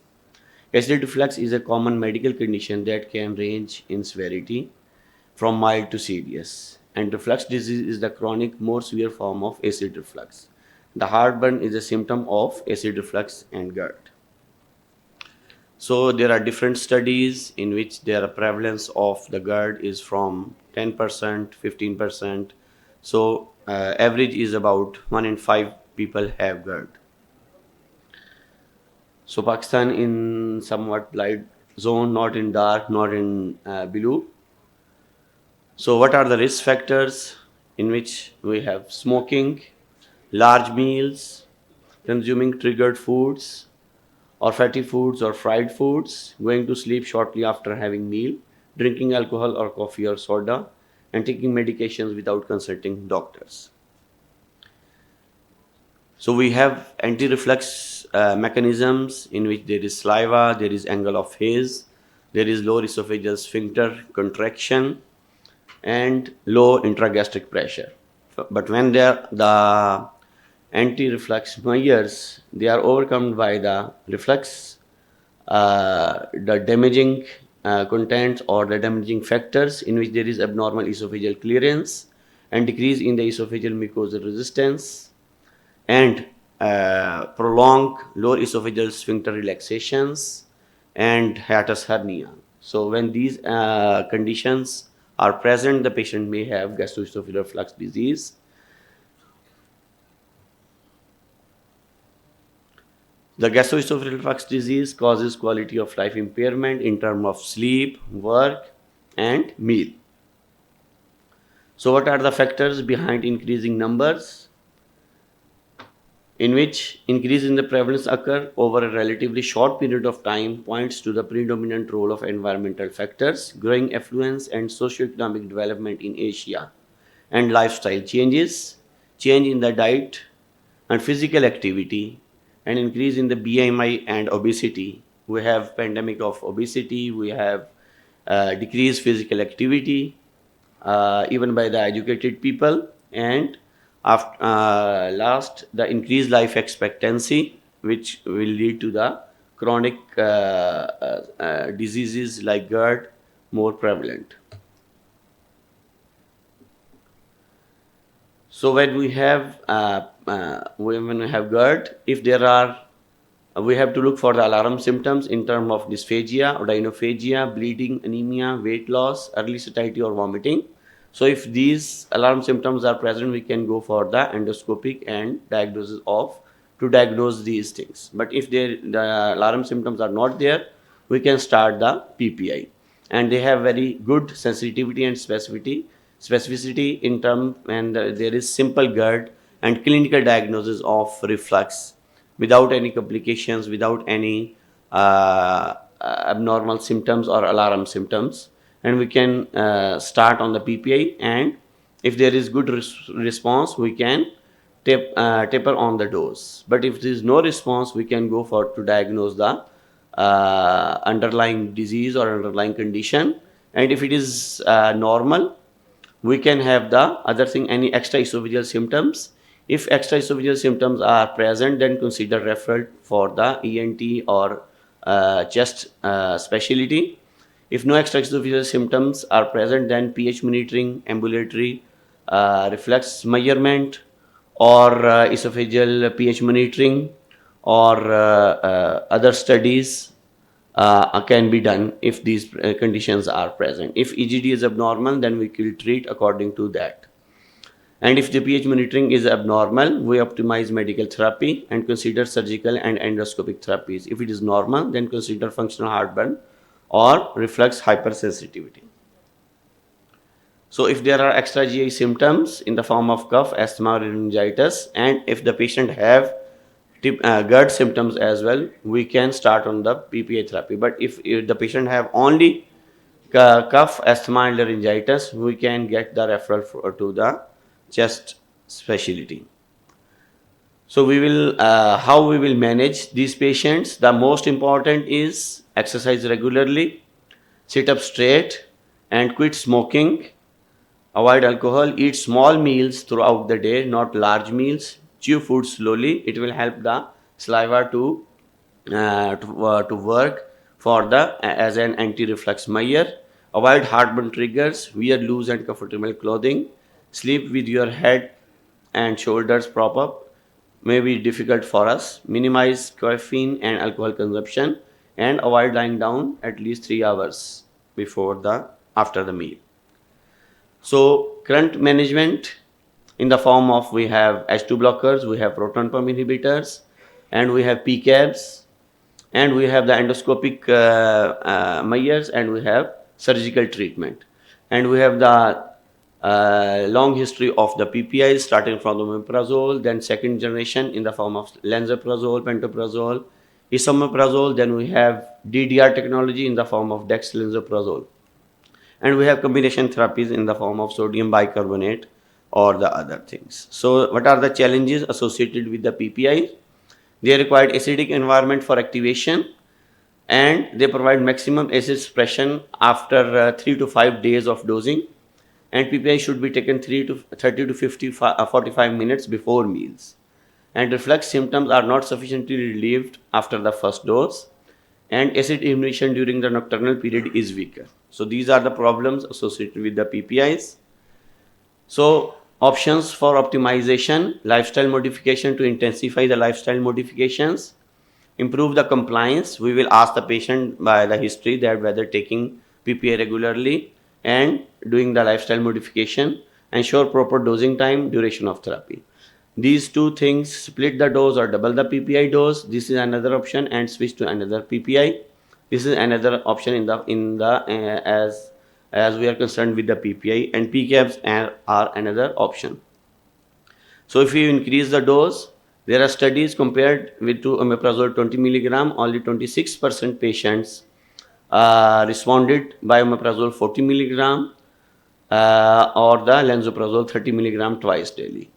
And omeprazole 40 milligram versus 20 milligram daily showed a statistically significant difference in healing, but at week 8 the difference was not significant. So if we split the dose, it may improve the statistically, because the study showed that there was increase in the pH from 4.8 to 6.6 intragastric pH, but the clinically we may have different results, and the patient may not have any good results. So we have discussed that 10 to 40% of patients of GERD fail to respond symptomatically, and 25% of patients fail to respond to PPI therapy with erosive esophagitis. And there are 30% of patients who are not responding to PPI, and they are not going for anti-reflux surgery. So what are the factors? Maybe not interested in medical therapy, side effects, poor compliance, concern about chronic medical therapy, symptomatic with a large hiatus hernia, or abnormal pH studies, and no acid reflux on the maximum PPI dose. So we can see whether the PCABs are better or the PPI are better. There are different studies. So PCABs were started in 2015 in Japan, and there are different studies available.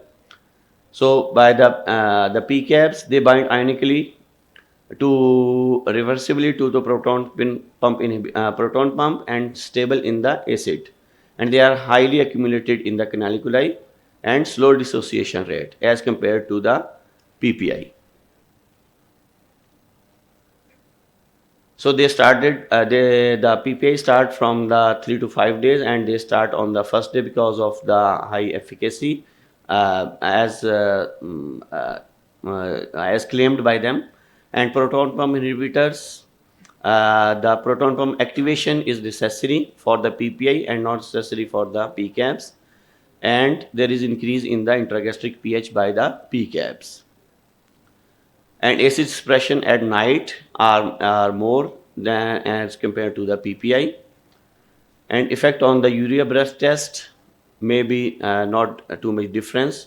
Influence of the meal, there is no influence in terms of PCAB, and the side effects may not be too much different.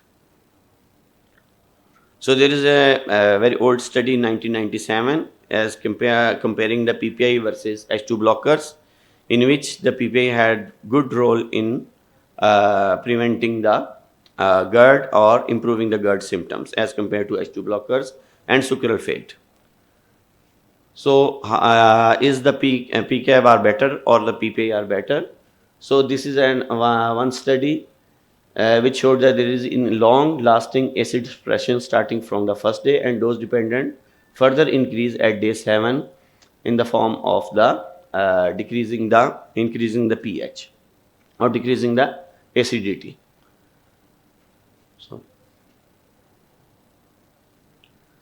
So this is a randomized control trial, vonoprazan, PCAB versus lansoprazole, which showed that healed esophagitis up to the week 8 was 99% for vonoprazan and 95% for lansoprazole.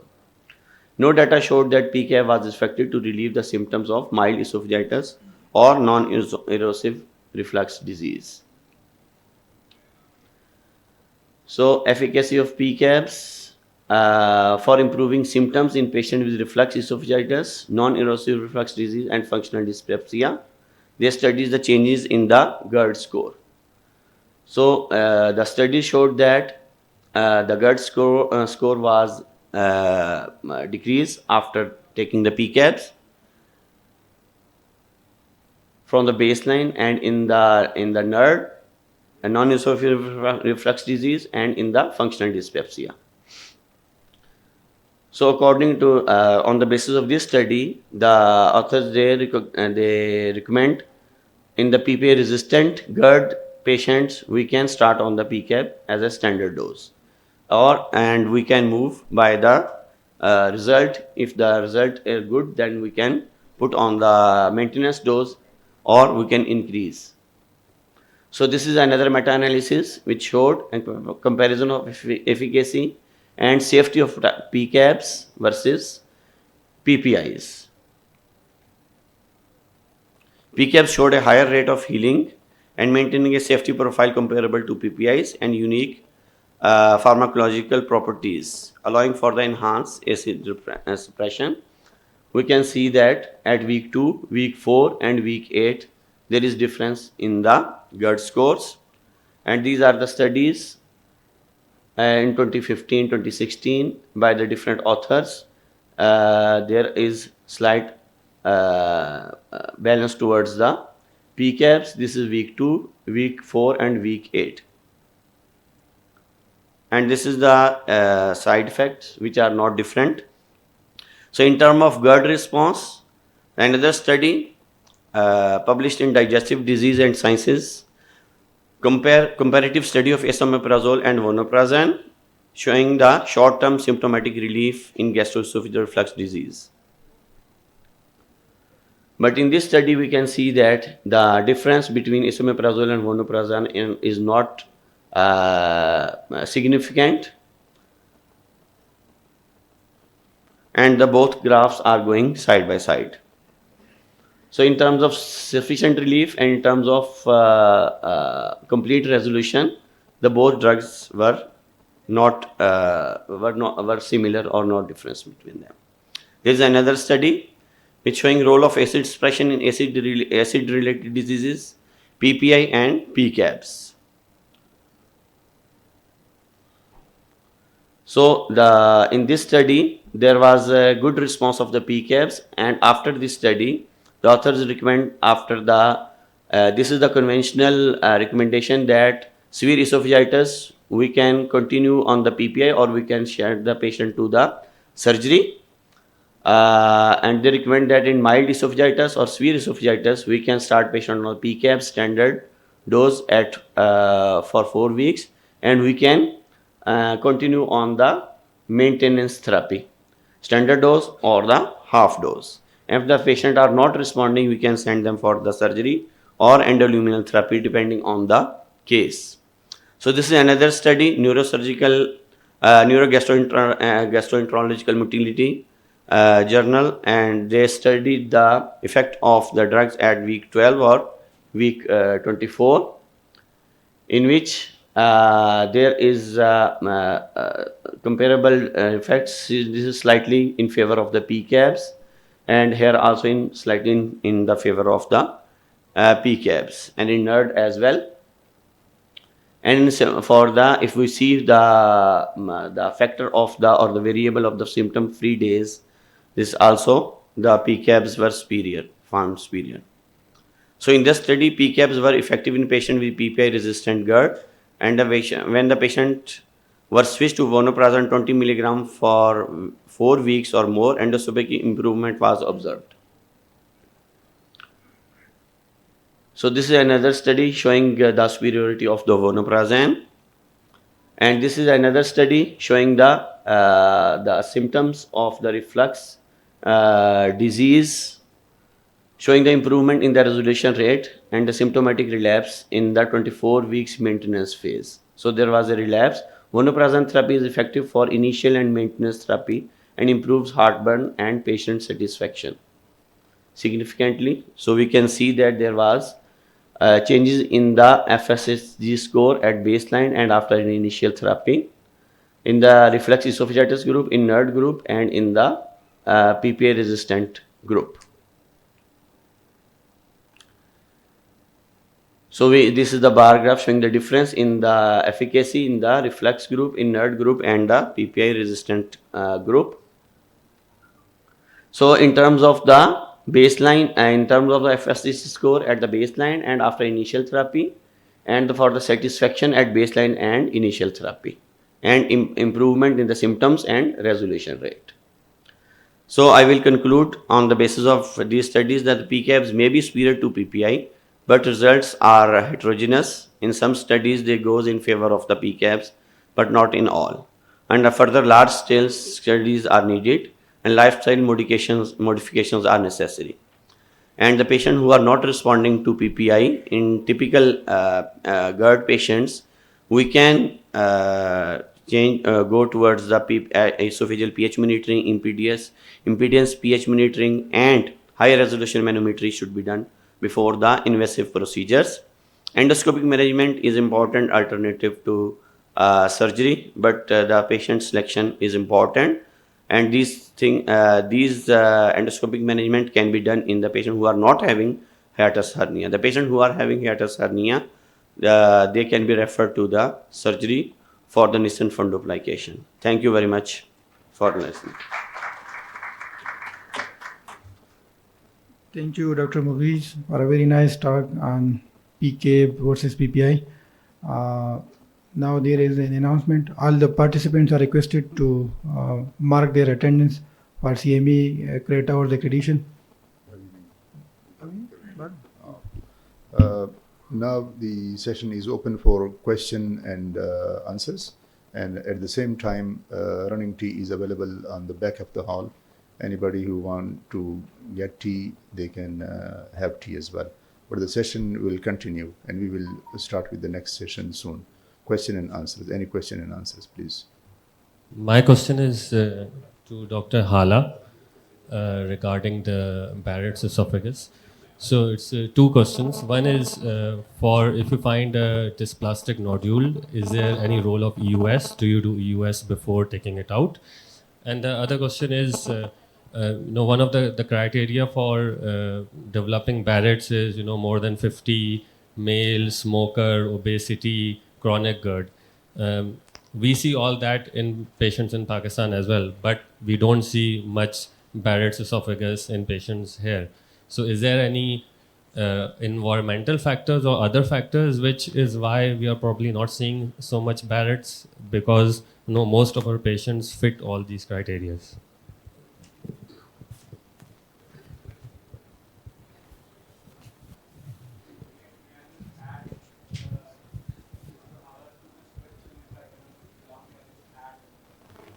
Extensive use of PPI in Pakistan, because our patients, before they come to see us, everybody's on PPI now. So you think that could be playing a role, or do you think H. pylori may have a positive role?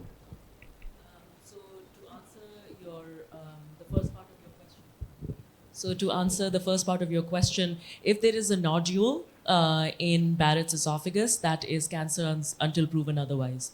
So if I see any kind of nodularity, my first thing would be to do an EMR. I do not use EUS beforehand, because EMR actually has better diagnostic capability, and it also gives you histopathologic features like lymphovascular invasion, differentiation, depth of invasion, much better, obviously. So that's to answer the first part of your question. The second part of your question, so basically a lot of it can be bias due to not scoping these patients. So not everybody undergoes scopes here in Pakistan, right? Same with USA. Like if you've had a long history of GERD and you're male and everything. But one important caveat to this is also white males. Part of it is, yes, there are many genetic markers, and we are studying those currently. So multiple DNA biomarkers come into play as well. There is some genetic predisposition as well.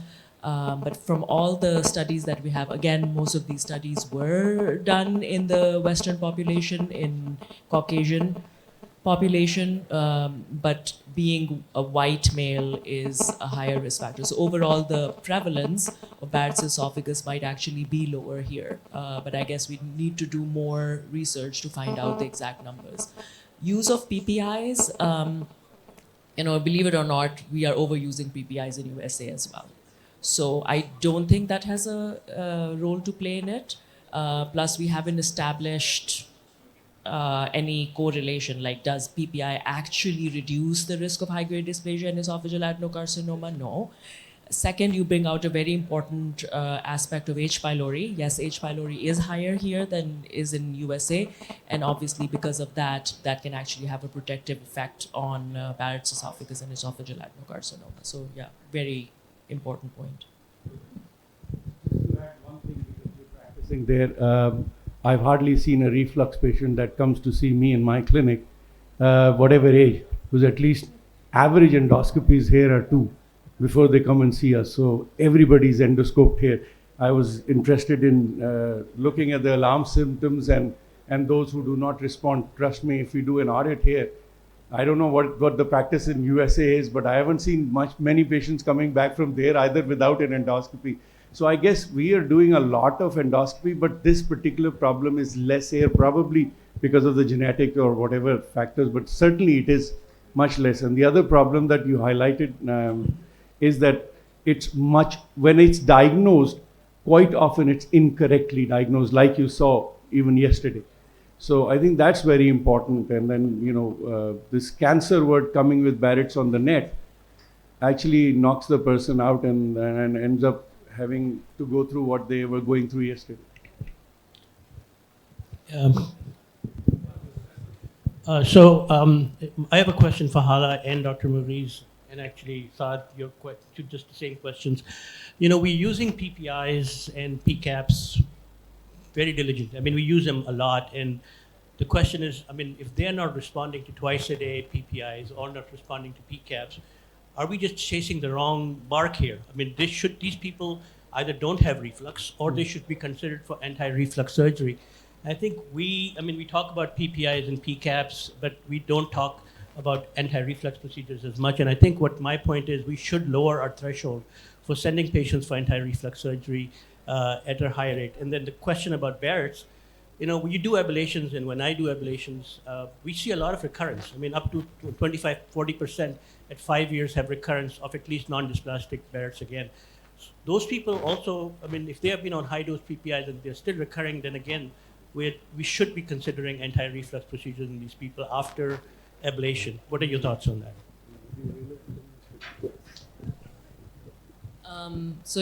A good point. I think so. The regular practice obviously is that you go after what the patients are reporting, right? So if they have symptoms of GERD that get better with PPI, we don't go back to the drawing board and diagnose Barrett's. We just go on and continue their PPIs. The only time when we reconsider the diagnosis is when you said that they are on high-dose PPIs, and we go back to the drawing board, take them off of the PPIs, do a pH study, and find out that they had functional heartburn all this time. So I think it is important to stop and see if they are losing response to PPIs or never really had a response, and whatever response they had was placebo effect, and then stop PPIs and do a pH study. So I do that in a lot of my patients who I'm not sure. If you have Barrett's esophagus, we know already, you've established that they have acid reflux. So there is no need to confirm it on that. But again, if patients come back and they either I can't ablate their segment of Barrett's and they're really resistant to radiofrequency ablation or cryotherapy, then I do pH study. And lo and behold, a lot of times their pH study comes back negative. Yeah. So I don't think it's one size fits all, and we should not be sending all of these patients to anti-reflux surgery. But yeah, for the correct patients with a good BMI and more mechanical reflux type symptoms, yes, that can be considered. And we are doing the TIF procedure as well, the endoscopic fundoplication. So that does reduce overall complication rates as compared to surgical fundoplication. Can I congratulate for all the presenter for excellent talks? I've got two very short questions. First one is for Dr. Usman. If there is a complicated distal strictures which cannot be managed endoscopically, is there any role for surgery for resection or transposition of colon? Can I say the second question just to save the time to Dr. Fatima? If we are spending time and using NBI for assessment of Barrett's esophagus, is the 4-quadrant biopsy every 2 centimeter is still mandatory or not?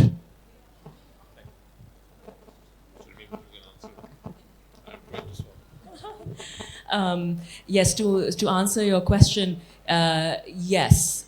Even if you are examining it well, the 4-quadrant biopsy is still the mainstay of diagnosis and surveillance. So we are still doing that. We are also doing something called WATS, which is a brushing, and I use that as an adjunct for my patients for surveillance, where I do the Seattle protocol plus brush the esophagus to collect these cells, and they generate then a 3D image of the esophagus, and that is an adjunct to diagnosis. Yeah. I think your question was if there is a distal stricture above the food bolus, below the food bolus. That was, I think. Sorry. So that was for corrosive index. Acoustic injuries is Dr. Om Prakash. Dr. Om Prakash, the question is to you.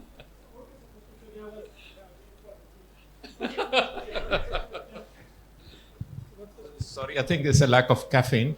Question was, Everywhere. if there is a complicated mid or distal strictures which you cannot manage endoscopically, is there a role of surgery or transposition of colon or pulling up the stomach? So answer is yes and no, because now after the introduction of the stents, that we can, because of we have the longer stents as well, so we can try that. Otherwise, of course, depends upon the surgeon's specialty, if they are comfortable with the colon transposition, or they can do the ileal loops, and their modified approaches can be done for that. Again, having said that, age of the patient is very much important. Yeah, but the stents is, of course, is changing the paradigm for that thing, for that big surgery. So the stents will take care of that thing. So that is what happened. We'll take two more questions. One from Dr. Amjad Salamat and then Nadeem Tehami, I think is. My question is to Shanil Khalid. Yeah. So just wanted to know, squamous cell carcinoma responds very well to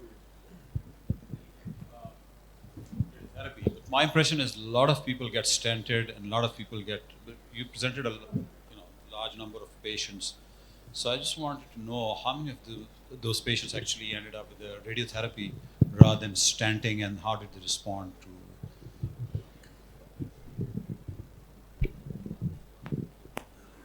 Thank you, sir. Sir, the data that we presented are the patients who had already distant metastasis and they're already on a palliative care pathway. So the patients who are treated or treatable, we don't normally put a stent in because obviously they are for treatment. So this data is only those patients, because we get referrals from all over the place. So by the time they come to us, most of them would have dysphagia for months, and then they would not have any investigation. And by the time they come, you get a CT scan and it's all metastatic disease, and then you obviously advance. Yeah. Nadeem, and last question, please. So I would like to again congratulate all the speakers, especially Shanil, because I think the data and the SIAC team for the data that you've presented for, I think 14, 15 years, I think it's a phenomenal work, and this is the kind of data that we need to guide our practice in Pakistan. And I think we can also, hopefully with that data, can guide the rest of the world. But question I have is, I think you've said, Shanil, that you've got 40, so the prevalence of squamous cell was higher in your cohort, but 45% was in the distal esophagus. Did I get it right? 30%. That's right. That's the common practice we see here. The squame is distal more and more. We are doing 2 stages vasectomies more and more, because the squame, 80% we see is squame, 20% is adenocarcinoma. And out of those, the squame, the more we are seeing distal squame. That's at least in my practice last 2.5 years. We've been seeing. So in the literature, the one that we showed, there was about 30% are actually low. And the other comment I have to make is, I would partly agree with Dr. Fatma and Dr. Shanil as well. EUS has a role. The depth perception, I agree, because when you do the EMR, you can know the invasion, vascular invasion, and the depth perception. However, if you can't establish the local lymph node involvement on your PET, and for instance on your CT, then EUS is a good modality, because if I'm going to remove that cancer, I would like to know what lymph node clearance I'm going to do. So I would want to make that comment from the first question. Thank you. Any last comment? So last comment. Sir, Dr. Mughis, question for Dr. Mughis. So you mentioned about using PCAPs for patients who are PPI resistant. How do we define PPI resistance? Because, everybody who comes to your clinic is already taking PPI. And most of the time when you ask them, they're not taking PPI regularly, or they are not taking it, before meals, or they're not taking it properly. So how do we in Pakistan, in our setting, how do we define that this patient is the PPI resistant? So that's when we try and put them on PCAP.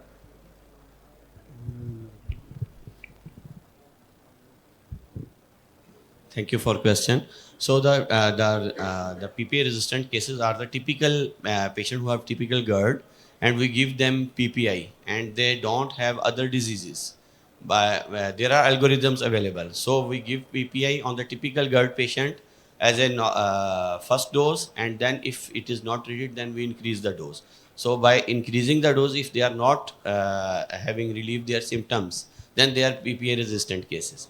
So there are algorithms. So we should do the investigation First, we will do the endoscopy, and then we send them for the manometry studies, pH studies, manometry studies. And if on the endoscopy this is abnormal, then we treat according to that.